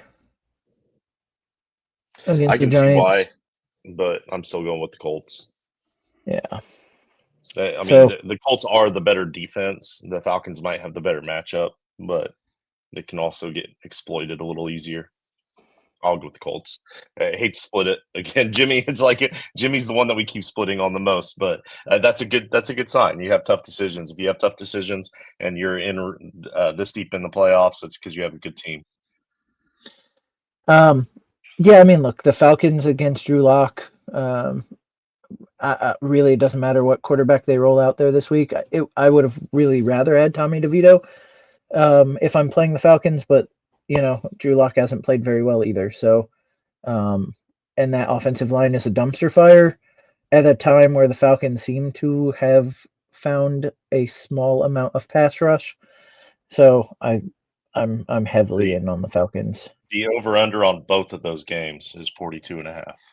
Yeah. Yep. That doesn't help us a lot. A Muppet Christmas Carol or the Santa Claus? I'm assuming that the Santa Claus is the Tim Allen movie, and if that's the case, I'm going to go with that one. Muppet it was great for its time, but even when I was a kid, it was just kind of like, yeah, it's fun. It's interesting. It kept me intrigued, but I had more laugh out loud moments with the Santa Claus with Tim Allen, but mostly because I was a big Home Improvement fan. So I'm going to go with the Santa Claus. Okay, I am leaning Santa Claus as well. It's funny. So we're Disney Pass holders, right? And there's a big old uproar because they're getting ready to. They've talked about getting rid of the Muppet Show, Muppets 3D at Hollywood Studios, and I actually very much like the Muppet Show. It's fun, but when I go in there, the damn theater's empty. Like, Yeah. people are all complaining about like it going away, but nobody goes to it. Like the Right. Puppets were cool for their time. I'm very okay moving on from them. So it's Santa Claus for me. We can get It's if just we don't. it's kind of a niche thing though. Like after you get your fill of it, then it is what it is. It's like that Jeff Dunham guy. Like he has to continually change up his bit pretty regularly, just like all stand-up comedians. But he treats it like it's a stand-up comedy show and not so much a puppet show um, because that's what you have to do with it. It's just the same characters just kind of get boring after a certain amount of time. Like even Fraser's going to have his time. Yeah. Do you have a favorite Christmas movie? Do you guys watch Christmas movies regularly, like this season? Not a whole lot. I do have a couple of go-tos I have to watch at least once a year, and I watched one of them already with my students in class, and that was Elf. Gotta watch Elf. It is rated PG, so that's one of the few Will Ferrell movies that I could show in class. But then my personal favorite is A Christmas Story because when I was growing up with the glasses and I had like lighter colored hair and stuff, like everybody in the family said that I looked just like the kid on A Ralphie. Christmas Story. So yeah, Ralphie. So I always kind of related to him a little bit, especially the part where Dad was cussing all the time and screaming and yelling and overprotective mother and all that sort of stuff. So I kind of related pretty well with that movie. So I'd say that's probably my favorite all time. Yeah, I'm Team Christmas Story as well, and my wife likes Christmas Vacation, so we tend to watch both of those, and then inevitably Love Actually comes on, and we watch that too. It's a good movie. A little sappy, but fun. And then my third and final, I have to mention it. I have to bring it up. One of the better Christmas movies of all time, Die Hard, absolutely is up there. Um, there's way too many Christmas references for it to not be a Christmas movie. You can I have killing in a Christmas movie. uh, I mean, listen, it's a Harry Potter movie. I You don't get it. have you have Snape stalking around the tower Oh, trying to kill people. gotcha. You Yeah, know, it's much as a Harry Potter movie as it is a Christmas movie. Just because there's Christmas references in a movie doesn't make it like it's an action movie with a Christmas theme. How about that? But like the stars and the author of the screenwriter basically came and said like we weren't making a Christmas movie. I think where I've landed yeah. on this It's is like people believe it's a Christmas movie, and that's like if it's a Christmas movie to you, then it's a Christmas movie. But that's not like that wasn't the goal of the movie when they put it out, right? So I don't know. yeah. For I'm what it's past the worth, argument on it. yeah. For Go what it's ahead. worth, though, Frankensteak next season we'll have a Hans Gruber monster card. By the way, so Very cool. All right, yeah. Krana, very important one here. Sit one PPR. Christmas tree, Christmas stockings, Christmas cookies. I know which one Okay, I'm Christmas sitting. cookies definitely is not in this conversation. You're starting Christmas cookies. When you're Um, starting the tree too. I don't even care if it's fake. I have two fake no, trees. I have like multiple fake trees. I'm ditching the stockings because most of the time the crap you get in the stockings you don't really need, and it's just filler till you get to the presents, and you could have wrapped that stuff up anyway. I'm getting rid of the stockings. for me it's pretty easy. I'm getting rid of the tree. We don't even have a tree now. We haven't for a couple of years now. And actually, I think last minute last year I did force my sons to come over and help us put it up. But so this year might be the first year we're officially not team Christmas tree. But I mean, think about it this way: like when you're a young parent, you got the little kids. You're always worried about them pulling down the Christmas tree. You're always worried about leaving the lights on, especially if you have a live tree. You've got cats and dogs that are going to be messing with ornaments, and that's a pain in the butt. If you have a live tree, you got dogs drinking the water or peeing on the tree. Like there's just so many negatives that come with having a Christmas tree around. It's just easier, guys, to just not have a Christmas tree. So that's the route we're taking this year. We've already gotten rid of the Christmas tree, so that's an easier, not even sit. We can drop the Christmas tree and see if there's a free agent out there, like Christmas lights, like going around in the neighborhood, driving around and seeing the Christmas lights. Let's pick them up off of the free agent wire and drop the Christmas tree. Yeah, I gotta say, you're worried about the lights going on and off. Like you gotta get there's timers, man. You just you set it and forget it. We've got our outside lights on timer. We've got our Christmas trees on timer. Like we're on lockdown as far as that goes. We don't have to worry about any of that. I have multiple Christmas trees. I got a couple trees outside. Like we do trees up. So and I have You two want me big to learn dogs. more new technology? That's what you're I saying. do. I do. And it's No, actually really can't do not it. that hard. There's a dial, man. It's like it's even you can even get an analog one for your old ass. Like we can dumb this down for you, bud. We got you. Bobby says stockings. You know, now I question my answer because if I'm on the same answer as the ham guy, um I might have some trouble here. Cardinals at Carolina, Falcons at home versus Giants. This one's easily Falcons for me. Um, sorry. Yeah, yeah, yeah. I think so too. Yeah, Um, Carolina. Bryce Young's been playing much better. Giants don't have a quarterback this week or the rest of the season. or since they drafted Daniel Jones, whatever. Krana says same as with stockings. Eli says hi. Also, what is your favorite Christmas cookie, Justin? You said cookies. Oh, What do you have a go-to Christmas cookie? We do. We make the same cookies every year. So I feel like Christmas cookies are just Christmas cookies, like just their standard sugar cookies with the icing on them. Like, isn't that just Christmas cookies? I'm gonna pull up the ones that I mean. This isn't the page or the recipe we make. I have a family recipe. Because like Who you can knows? make My chocolate chip cookies for Santa, but that doesn't make them Christmas cookies just because you're making them at Christmas time. Like I feel yeah. like your standard Christmas cookies are either I guess there are two options. You've got the standard sugar cookie with the icing on them where you decorate, but then you also have the ones that come in that metal tin that Grandma always has Oh, the on the butter table. cookies. Yeah, the butter Yeah, cookies. yeah, yeah, yeah. Butter cookies. So So those are your two options, really. this is what we do That looks every like a year. Mexican wedding cake. So these are what's called crinkle cookies, but when my kids were younger, we called them snow covered cookies. Um, You missed an and opportunity. You could have called them Kris Crinkle cookies. yeah. We call them snow covered cookies because they have powdered sugar on the outside. But these are the staples in the Watson household. Um, I've probably made 4 batches of these already because for every school event, crinkle cookies go. Um, for Mm. the um, for the teachers, I made like they have a party, four I got a dozen. 10 of them. I got a 10. So You one of my could. students did the same thing. That's Yep. nice. So we did Yep. crinkle cookies are our go-to for Christmas. So if you have, we got 26 minutes left.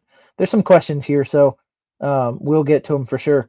But if you want to mention your favorite Christmas cookie or Christmas dessert even, um, my daughter wants to make some kind of chocolate Yule log that I've got to look at and see if we can do this year. So we'll be working on that as well. Let's see. Rogelio, morning, y'all. I'm starting Chase, JSN, and McBride. Kittle, Garrett Wilson, Ford, McMillan, Kendra Miller. Start 2 and a flex PPR. Okay, he's starting Chase, JSN, and McBride. He Okay. needs 2 of Garrett Wilson, Ford, McMillan, and Kendra Miller. Oh, or Kittle. Okay. I have it narrowed down to 3 here. I think. Oh man. I think I'm Hold gonna on, go. hold on. I don't think you can bench the second best tight end um, in fantasy football as a flex option here. Um, so I'm gonna go with Kittle, Garrett Wilson, and Kendra Miller. Okay, just some updates here. Will Levis changed from questionable to healthy, but I do think I remember seeing that he was benched for Mason Rudolph, so that doesn't matter. Tony Pollard has been changed from questionable to healthy, which means he's going to be a full go today. And then Jameis Winston is out. So not only are they not only is he not starting, but he's not going to play. Like even if DTR comes in and does bad or gets hurt, he won't be the quarterback. I'm not sure who their next backup is. Doesn't matter. But for our purposes, for a lot of the questions earlier in the game, Pollard is playing. Um, all right. So you went with Wilson and Kittle. Um, it would be Bailey Zappi as the next quarterback for the Browns. Oh, okay. Uh, but you went Wilson and Yeah. Kittle, right? That's what I heard. Oh, I thought it said. Oh, it says start 2. Shoot, I said Yeah, Kittle, Garrett Wilson, and Kendra Miller. Um, oh man, it gets even more difficult. Yeah, I think I'm still going to go with Kittle and Wilson though. I think That so offense too. for the Saints is going to be too bad to trust. So if I have really good options like Kittle and Wilson, I'll roll with it. I agree with you there. Mini Jordan, this is right up your alley. Okay. I get this takes time though. I'm usually right, but it does take time and effort. So give them to me one at a time. Gonzalez? Zane Gonzalez, he's the Commander's kicker. I don't like that. I like that the Eagles defense should stop them outside of the red zone. He might get some field goal attempts, but also that offense it's tough to do anything, even even get field goals because at a point they start going for 2, and they start avoiding attempting field goals and going for it on 4th down. Just a few weeks ago, he only got 5 points against the Eagles. So not Gonzalez. What's next? Carlson. Okay, I'm gonna guess that this is Daniel Carlson. That's for the Raiders. That's a good matchup. That's Jaguars. dynasty that is at home, so it's in a indoors. So yeah, I like that one. It could be Anders Carlson though. If he's going Anders Carlson, that one's against the Rams. I actually like that one even better. With that Jets offense being much improved right now, they're gonna get themselves in scoring position. So I'm gonna go with Anders over the other brother. What's next? Riley. Riley. That's Riley Patterson, Atlanta. So Koo is out, and they went and signed Riley Patterson. He's going up against the Giants, sweet matchup. Riley Patterson himself is actually a pretty good kicker, and yeah, he's been floating around as a free agent because he doesn't have the leg to hit the longer ones very accurately, but he hasn't missed a kick all season.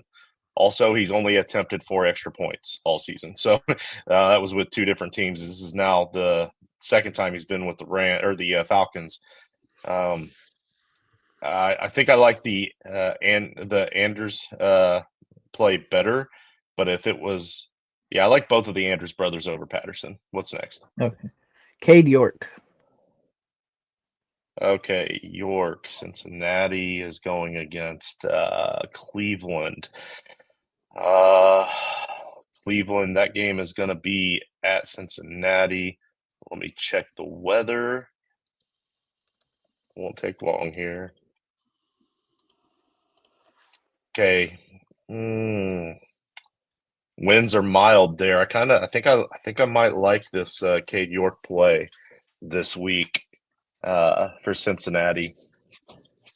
Jake Bates. Bates. Oh, Detroit. so we have a good offense here.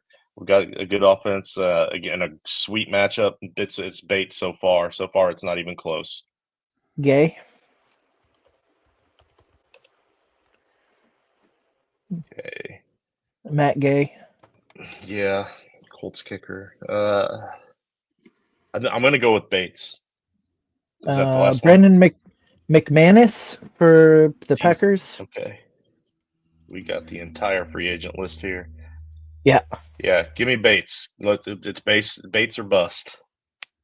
Yeah, he listed Bates twice, so I think that's where he wanted to go anyway. Start both. Dustin just said he wanted to wish us a Merry Christmas, Happy Holidays. Thanks for another well-advised season. You all are the best and truly happy to be following along. Lots of love sent your way. Dustin, great to have you this season. And like I said, we'll be around all off season, giving you as much information as we can possibly give you for the NFL. Appreciate you, buddy. Bobby says Falcons culture, Arizona. So we broke this down a little bit earlier. The long of the short of it is, Justin likes the Colts. I like the Falcons. Do with that what you will. Well, he added the Cardinals into this one. The last one we did that. We didn't have the Cardinals as an option. They're playing Carolina, so this is a decent matchup. Well, we just picked the Falcons over the Cardinals up above. Okay. So I was still going to go the Colts. I was just going to try to make an argument, but I didn't realize we'd already done that. So yeah, we're good. Yeah, we did that. Actually, he asked us up above, but now he threw the Colts in. So let's see. Yeah, let's see. What do you expect from Kyle Pitts today? Need 15 points in a PPR. I mean, look, young quarterback can target a tight end, so it's possible. And it's not. You didn't list other options, so I can't tell you for sure. He has hit 15 twice this season. Both times were against the Buccaneers.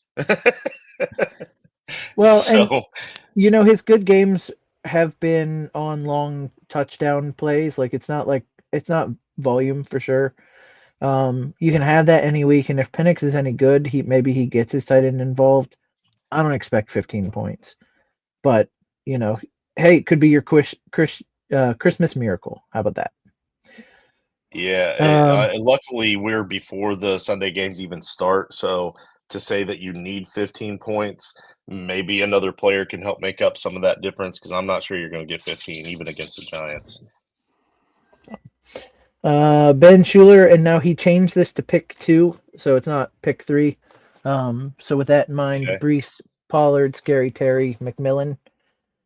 And we now know that Pollard's playing.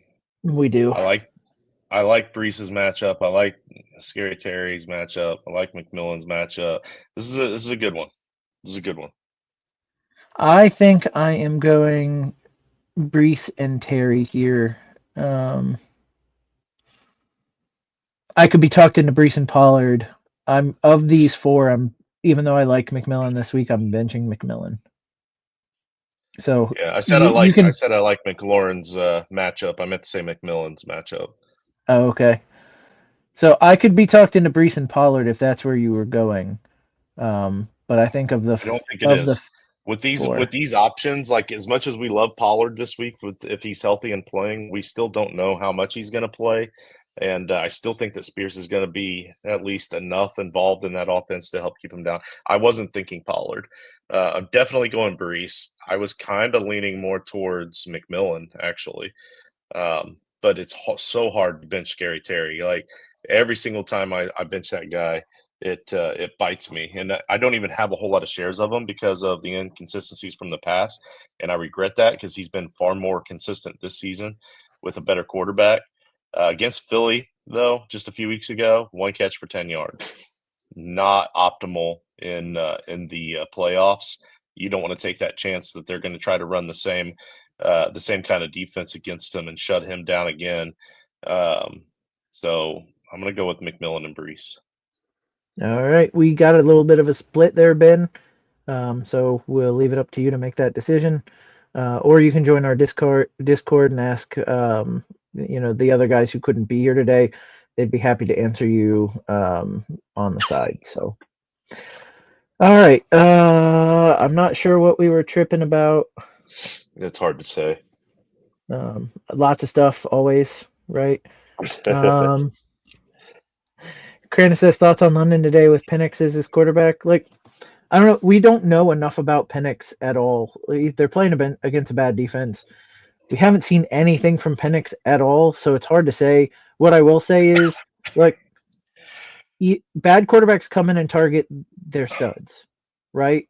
Like, because they get open easier, they tend to hyper focus. So I think less spreading the ball around. I would be okay with London this week. It's kind of like a Mac Jones BTR kind of thing. Mac Jones isn't a good quarterback. He knows he should throw it to the guy who's going to get open. And I think that's probably what we'll see here. But if I had to worry about anything with this, is that they're just going to hand the ball off 1,000 times, right? With Yeah, I some mean, hyperbole there, but like it could be a very heavy run game with a little bit of throwing put in there. They yeah, shouldn't have to do a that's very lot to beat the possible. Giants. They So, should, but it's the Falcons. We don't know that they're actually going to run the football like they oh, should. I I could use them to lose. Like I could desperately use them as a Bucks fan. Like, yeah, please lose. my take Um, my take on this is that outside of games against Tampa Bay and Dallas, Kirk Cousins has absolutely sucked all season, right? Like he's been horrible. And Drake London is still a top 10 fantasy PPR wide receiver. So if he takes a dip, he's still a top 24 fantasy wide receiver easily. So he's still startable. Even if he takes a pretty decent dip, he's actually probably a mid-level wide receiver too. I'm not scared to start him. Maybe you temper your expectations a little bit, and hopefully you've got other players that you can move around here and there to help out with to cushion some of the blow you're going to get. But for the most part, I'm still going to start Drake London everywhere. Absolutely. Crana says this year my nieces and nephews are making M&M Christmas cookies with the red and green. Absolutely. M&M Christmas cookies are. Yeah. Will McBride score his first touchdown? Look, I called it last week. I thought he was going to do it. He's playing I called it Carolina, the week so like, before that. yeah. And technically, it's not his first touchdown. He's had 2. I think he had one running. He recovered one in the end zone from a fumble. So it's not technically his first touchdown, but his first receiving touchdown. I know what you mean. I I am gonna say against Carolina, he does it. He actually does it. Why not? I'm gonna keep calling it till it happens, and then eventually I'll be right. Yeah. I mean, the odds of regressions would suggest that he's going to get it, but let's hope so. Romp a dump. Kyler or Darnold? Yeah, we went over this one earlier. We were kind of debated back and forth. I went with Kyler. You went with Darnold. Yep. Looking more at the weather reports, I'm definitely going to stand by my Kyler. All right. So we split, but he had a good argument with the weather being bad. So Kyler's probably the safer bet. Romp and dump is asking Terry or Devonta Smith. I'm going to go Smith. Like I said, we've seen the inconsistencies with Smith, but he does have the better matchup. Um, um, and against Washington a few weeks ago, 4 catches for 29 yards. You hate to see that because it was only 6.9 fantasy points for you in PPR, but he still got 6 targets. So in that offense, getting 6 targets usually is going to project to closer to double digits, and that's a low-scoring game. If he happens to score another touchdown for 3 weeks in a row, I think that's gonna beat the upside of Terry this week in his tough matchup. Yeah, I'm with you on Smith as well. For all the reasons you just threw out there. Krana, Allen, Jennings, or McMillan in a PPR? I'm gonna go with Allen. It's Allen for me. It's a hot hand thing. Yep, I agree. Yeah, and in 3 of the last 4 games, he scored 20 plus fantasy points PPR. One of those 3 games was against Detroit, who he plays again today. The only other matchup that he didn't do so well, he still got 6 points against San Francisco. Yeah, that's kind of a no-brainer for me. Allen has been the featured wide receiver since they've had a new offensive coordinator. Yeah, Allen against Detroit. You know, Carlton Davis is out. Their secondary's decimated. Their whole defense is decimated. Look, it's hard to just pick somebody out of the lineup there. So Allen for me on that one. Plus, Crana, you're a Bears fan. It gives you an extra reason to root. You know what I mean? I always like being able to root for my team in the playoffs. Morning, gents. Um, Full PPR need 2 flex. And this is Trey S. And I think this is the first time we've seen you all season, so welcome. It's probably because a lot of these shows aren't doing the playoffs because they don't think they'll get enough questions. But we're here for you this week. So thank you, Trey. Remember, we have a Discord chat that you can join where we talk football all the time. You can get with Justin on that. Justin, who does he reach out to on X or wherever?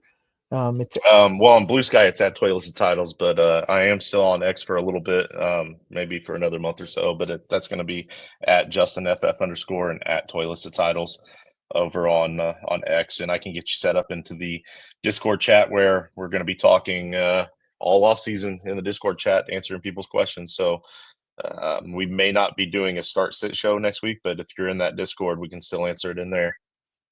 So. But with that, full PPR need 2 flex and 1 wide receiver. Kenneth Walker, Tyrone Tracy, Kendre Miller, Jerry Jeudy, Keon Coleman, or Debo. Oh, So the wide receiver, I think, is pretty easy for me, and Jerry Jeudy. I think I can lock Jerry Jeudy pretty comfortably in as my wide receiver. The deciding between 2 of these 3 running backs is going to be a little bit more difficult. yeah. I mean, I've got Kendre Miller as a guy I'm starting. Me too. And the real tough one for me is Kenneth Walker versus Tyrone Tracy, because Tracy has played very well in spots, and Kenneth Walker has not, like, since he's been hurt. Charbonnet has taken over, and they named him a captain for this game. So I do expect a heavy dose of Charbonnet here. But man, I worry about Drew Lock. So I'm gonna go. You know, you said it's raining. I think they're gonna run more up in Seattle. because of the rain. Geno Smith got hurt last week, although he's playing, right? But maybe he's Yeah. gimpy. I'm gonna lean with all those things. I'm gonna lean Kenneth Walker here, Kendre Miller, and Jerry Jeudy. And man, I don't like any of it because there's question marks all over the place. But all these guys have question marks. But that's the way I'm Jerry gonna go. I Jeudy think they and have. Go ahead. Yeah, Jerry Jeudy and Kendre was my lock there too, and I'm not going to go against Walker in the rain. I think you're onto something there. So it's going to be tough for the Giants to move the ball even against a bad defense. Let's see. Cran, Njoku is active. Play him or Hunter Henry. The one that I think is more likely to score here would be Hunter Henry. I think they moved the ball for New England against Buffalo better than the Browns will be able to move the ball against anybody. I can agree to that too. And then this is our final question that we have here.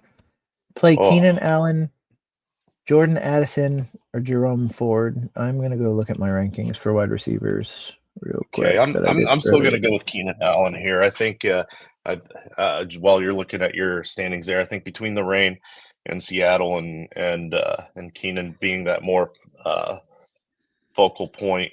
I mean, I guess I should probably check the weather in Chicago, but I'm pretty sure based off of the other Midwest cities we've looked up today, I think it's probably going to be fine. Yeah, 28 degrees, just cloudy, no real precipitation issues. It's not going to rain or snow, so yeah, I'm going with Keenan Allen. I have them basically back to back in my rankings. Between Allen and Addison. Addison, correct. And I have Allen one spot higher. It's very, very close for me. Looking at the weather, that would actually put it over the top a little bit more. I might have dropped. Now that we know it's clearly going to rain, based off what you said, 90% chance of rain. That's pretty solid that it's going to rain. So, I'm going to go ahead and say Keenan Allen as well. It has been a very hot hand for Keenan Allen as of late. And I will say in my Scott Fishbowl team, I've got a lot of players that came on real late, and if they had come on early, I'd be going pretty far because my team as of late has been scoring a ton.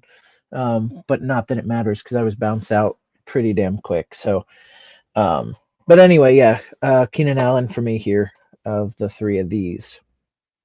So, assuming we don't get any other questions, and CD Smitty, I don't know if I've seen you before either. I do want to say thank you for joining us this morning and asking a question. It's appreciated for sure. And so it's that time where I am going to say thank you to everybody who watches every week, everybody who asks questions, Crana, Bobby Ham, Jerry when he's around. I've got another question here, so we'll get to that. Chad Roan is here a lot. Dustin is here all the time. Minnie Jordan. Like, I don't want to forget anybody here, but you guys, Jimmy, obviously, Goat, you guys make the show fun for us every week. I love seeing you guys week in and week out asking questions from us. It lets us know that you appreciate what we do. Rompadump, obviously, a guy called Ed. It says it's his first time here. He asked a question, and we're closing the show, but we will get to him. We do this at the end, so I will make sure we answer these questions after I give my whole end of season thank yous. Rompadump, I love that name. Just it's fun to say, so I appreciate that every week. But I love doing these Sunday shows. I love hosting them and sometimes having to answer the question when we have our full team. I love being able to joke back and forth, and you guys giving me the space to not just answer fantasy football questions, but ask off the wall questions, talk silly, come up with dumb jokes for different teams. Sunday mornings are some of my best times of the week. So I want to say thank you for the space to do this. I want to say thank you for watching us every week when you guys do. And again, we have a show Tuesday night, right? With the flagship show with Justin and Mark. And the team may or may not, depending on who's available next week after Christmas, do a show for the finals. But this is my last show of the year, so I want to tell everybody I appreciate everything that you guys do for us, and thank you, Justin, for letting me host this show because it's a lot of fun. No, dude, you do an awesome job with this, and it shows in the rare occasions that you have to miss because nobody wants to volunteer to host it, and then finally George inevitably will say, "Okay, fine, I'll do it," and then he's not good at it. So, like, it's very appreciated. Toyless Titles greatly appreciates you and your effort as well, man. That every single week, week in, week out, you're ready to run through all these, and somehow, like you miss one on occasion and you immediately go right back up to it, like you have that foresight to look ahead and look back, and you're scrolling through the chats while you're talking. I can't do all that. I cannot multitask like that. So yeah, I appreciate you very much, man. Well, thank you, Justin. All right, with that, we got a couple more here we're gonna get to. I know we're pushing up against 12, but that's okay. Um, we're nothing if not flexible. So, hey, all half point PPR, two wide receiver, two running backs, and a flex. So two what wide he means receiver. by what he means by we're nothing if not flexible, he means like with the ability to go a little longer. Yeah, I'm not touching my toes or anything. I actually can still reach my toes, which is crazy. Now I throw my back out when I do it, but I can get there, which is crazy. Um, hey, all half point PPR, two wide receiver, two running back, and a flex. Okay, Jawan Jennings, and BTJ. I think we're comfortably. I know based on what we've I talked about today, I think we're comfortably he going to sit sums it up. Jennings. He sums it up even easier. He just says essentially just bench one of these, or he can start the one that we're going to bench over Caleb in the super flex. So for me, the one out of all of these that I'm taking out is Juwan Jennings, and I don't think I'm Yeah, going to start him over Caleb Williams either. yeah, I'm with you there as well. Yep, 100%. And see, that's why I like you, Justin. I tend to break these down, and if you read all the way through, you read all the way through it first, and I appreciate that very much. Rompadump says, pick two, Dowdle, Jennings, or DK. Yeah, I saw that one ahead too, but I'd rather you go first. Uh, so I think the Buccaneers defense has been playing better as of late, but I think Jennings has been inconsistent enough. Oh man. I think Jennings has been inconsistent enough. So is DK, don't get me wrong, but I think he still has big games in him. I'm gonna go ahead and just say Dowdle and DK of this with this group. Oh, we're picking two. Oh, I didn't see the pick two. Excellent. Yeah, that's easy then. Dowdle and DK. I was trying to decide between Dowdle and DK. All right, There cool. you go. Gotcha. And he said it's in a full PPR. But that's fine Yeah, with me. yeah. Again, a guy called Ed said first time here, so thank you for being here. Sorry that you missed most of the season and that this might be our last show, but we will be here week one on Sunday next year, same time, 10 o'clock. And typically, I know this is your first time here. Typically, we have many more people that can go on. It's just with it being the Christmas season, we had a guy donating time to Toys for Tots, a guy who had to work, a guy who's at a game, and then a guy who had to prep for Christmas. So we're just short. We're just short today because of Christmas time. But typically, there's like 4, 5, 6 of us that jump on here. So we hope to see you week one, 10 a.m. Next year. So Let's see. and also, like, we don't typically answer start sit questions on Tuesday night, but if any of you guys that are watching are still alive and want to ask on Tuesday night for the flagship show, we'll be happy to answer for you. My son slid in another question, but it's via text here. It's going back to Frankenstein. You remember that we agreed on Dubs. He wants to know if any of these options might be better than Dubs in Frankenstein. So Craig Reynolds, I'd say no on that one. He's going to be Gibbs' backup. So Is Tim what do you Patrick think? available? Tim Patrick could be a good one. So if you're still watching, I'll text him on that one. But also he said Slayton, no. Coker, probably not. Jalen McMillan instead of Dubs. I I like that would. one better, I think.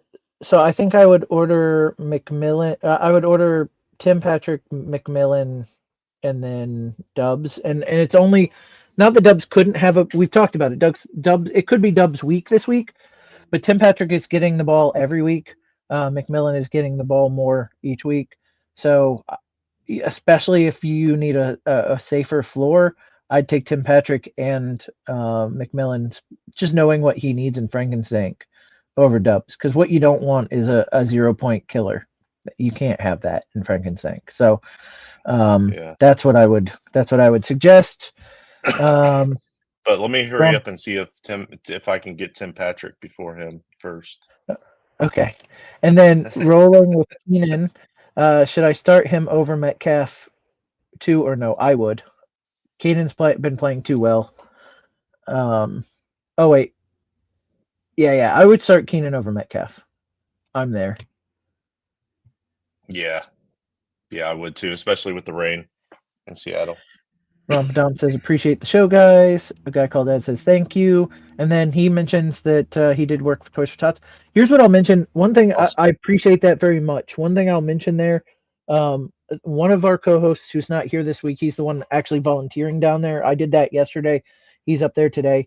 Co-host and I, we raise money every year for Toys for Tots. This year we raised $4,500, and then we turned that into about $6,300 worth of toys with sales at Target. So what I'd offer is that if you follow Toilets for Titles, you can find information for next year. That George and I run fantasy football leagues for charity, and what we do there, if Justin doesn't, I know Justin doesn't mind me talking about it a little bit. Not at all. What we do there is we go and buy a prize at Pristine Auction with our own personal cash, and then we run a charity league where there's a $40 or $50 buy-in, and the winner of the league gets whatever the prize is. We tell you what the prize is up front, so you know what you're playing for. And then 100% of the cash that you donate goes towards buying toys at the end of the year. And then George and Mai's donation is buying the prize, and then also like the incidentals, like we rented a U-Haul that came out of my pocket this year. So all the incidentals that comes out of our personal money. We're not technically an official charity, although we're applying for it yet. But 100% of the money that gets donated to the leagues goes to buying toys for Tots, and that gets and we shop here in Northern Brevard in Florida. So this year I think they served something like 2,200 families, which is up from last year, and they had a huge need for toys. But we've done it multiple years in a row. And if you ever want to look back at our accounting, we've literally saved every receipt from every purchase we've ever made. So you can, year by year, we can tell you how much we've collected and how much we've spent. So if you're so inclined, if anybody out there is so inclined, next year when we start it up, we do charity leagues. So please join us with that. So another follow-up question. Peyton is now asking about the Frank. If you're inclined to Tim Patrick, he's already starting Amon-Ra St. Brown, and his opponent is starting Jameson Williams. Does any of that play into effect for you? If to start Patrick over Dubs? Nominally, with most offenses, it probably would, right? Like, I don't want to put all my eggs in one basket, but man, it's hard not to. Like, the Lions have been so good, you normally would just go, no, it doesn't matter. I think I'm still saying no, it doesn't matter. I think Tim Patrick's been involved. 3 weeks ago against the Bears, Tim Patrick had, and this is Frank scoring, he had 2 catches for 48 yards on 3 targets, 8.8 points. Amon-Ra St. Brown against the Bears a few weeks ago, only 14.5, and that's Frank scoring. So 5 catches for 73 yards. And then a few weeks ago, the other option there, his opponent's option, Jameson Williams, against Chicago, 9 points. So like they kept them all down, and on the season they are 4th against wide receivers. So it could be a tougher matchup here. Yeah, a couple weeks ago they had Montgomery. I don't know, like. Yeah, that's true. Very true. So whether that goes to the quarter, it's going to go to somebody. I want a piece. I want more than one piece of that offense if I could, because they've just been so good all year. But but I do have McMillan ranked second out of that list. So if he decides that's what he wants, going up against the Dallas secondary that's injured. Well, then his next follow-up question is going to be, even if I'm also starting Mike Evans, because he is. I mean, they've both also been very good over the last couple weeks, right? So like, it's very much what can you do for me lately, right? Yeah. Matchup favors McMillan there compared to the playing against the Bears. So take that for what it will. I'm still saying Tim Patrick 1, McMillan 2, but hopefully, and whoever you're not taking. I also think you probably should look to next week, because if you think you're going to win, you're going to have this guy in your roster going into next week. Yeah. NFL Week 17. Yeah, it's kind of harder in the playoffs and Frank to look towards the next week because all of the teams are so stacked, and since there's so many copies, you have an opportunity of playing somebody that has a lot of the same players. If you're an underdog, then you don't want to play those same players to try to gain some points somewhere, and then also like so we don't know who we're going to play next week if we win, because the 4 winners all get thrown into a random wheel spin on Tuesday night on the flagship show to determine who's playing who in the final 4. So like it's hard to plan ahead. Because it's so close for me, I'm going to swap it to McMillan. And the only reason I'm doing that is next week Tampa plays the Panthers. The Lions play the 49ers. That defense hasn't been as good as it has been in the past, but it's better than the Panthers. So, yeah. All right. True. Just checking to see if we've got any. Yeah, and then I'll go back to Sleeper and say, like, of anything I wish Sleeper could fix, when it's telling you a player is out, you should take him out of your lineup. For those of us that have 20 different leagues, I have like 14 in Sleeper right now. Man, take me to the league where I have the player that's out, and when I click on it, don't just take me to like all of my leagues. Now I have to check 14 to see where this one guy is that's not in. So anyway, okay. With that, Justin, did you have anything else you wanted to mention before we close this thing out? Patreon.com/toilets titles. A tier for every budget, a tier for every salary, however you want to say it. We're out there. So absolutely. All right, guys. For me, for Justin, for the whole team who couldn't make it today but is here in spirit, I want to wish you guys a Merry Christmas. And if I don't see you next week, which I won't see you next week, if the team doesn't see you, a Happy New Year, Happy Holidays if you celebrate Kwanzaa or Hanukkah or any of the other ones. Festivus for the rest of us, anything like that. Thank you guys for sticking with us all week or all year, and we will see you Tuesday night with Justin and Mark. So good night, Merry Christmas.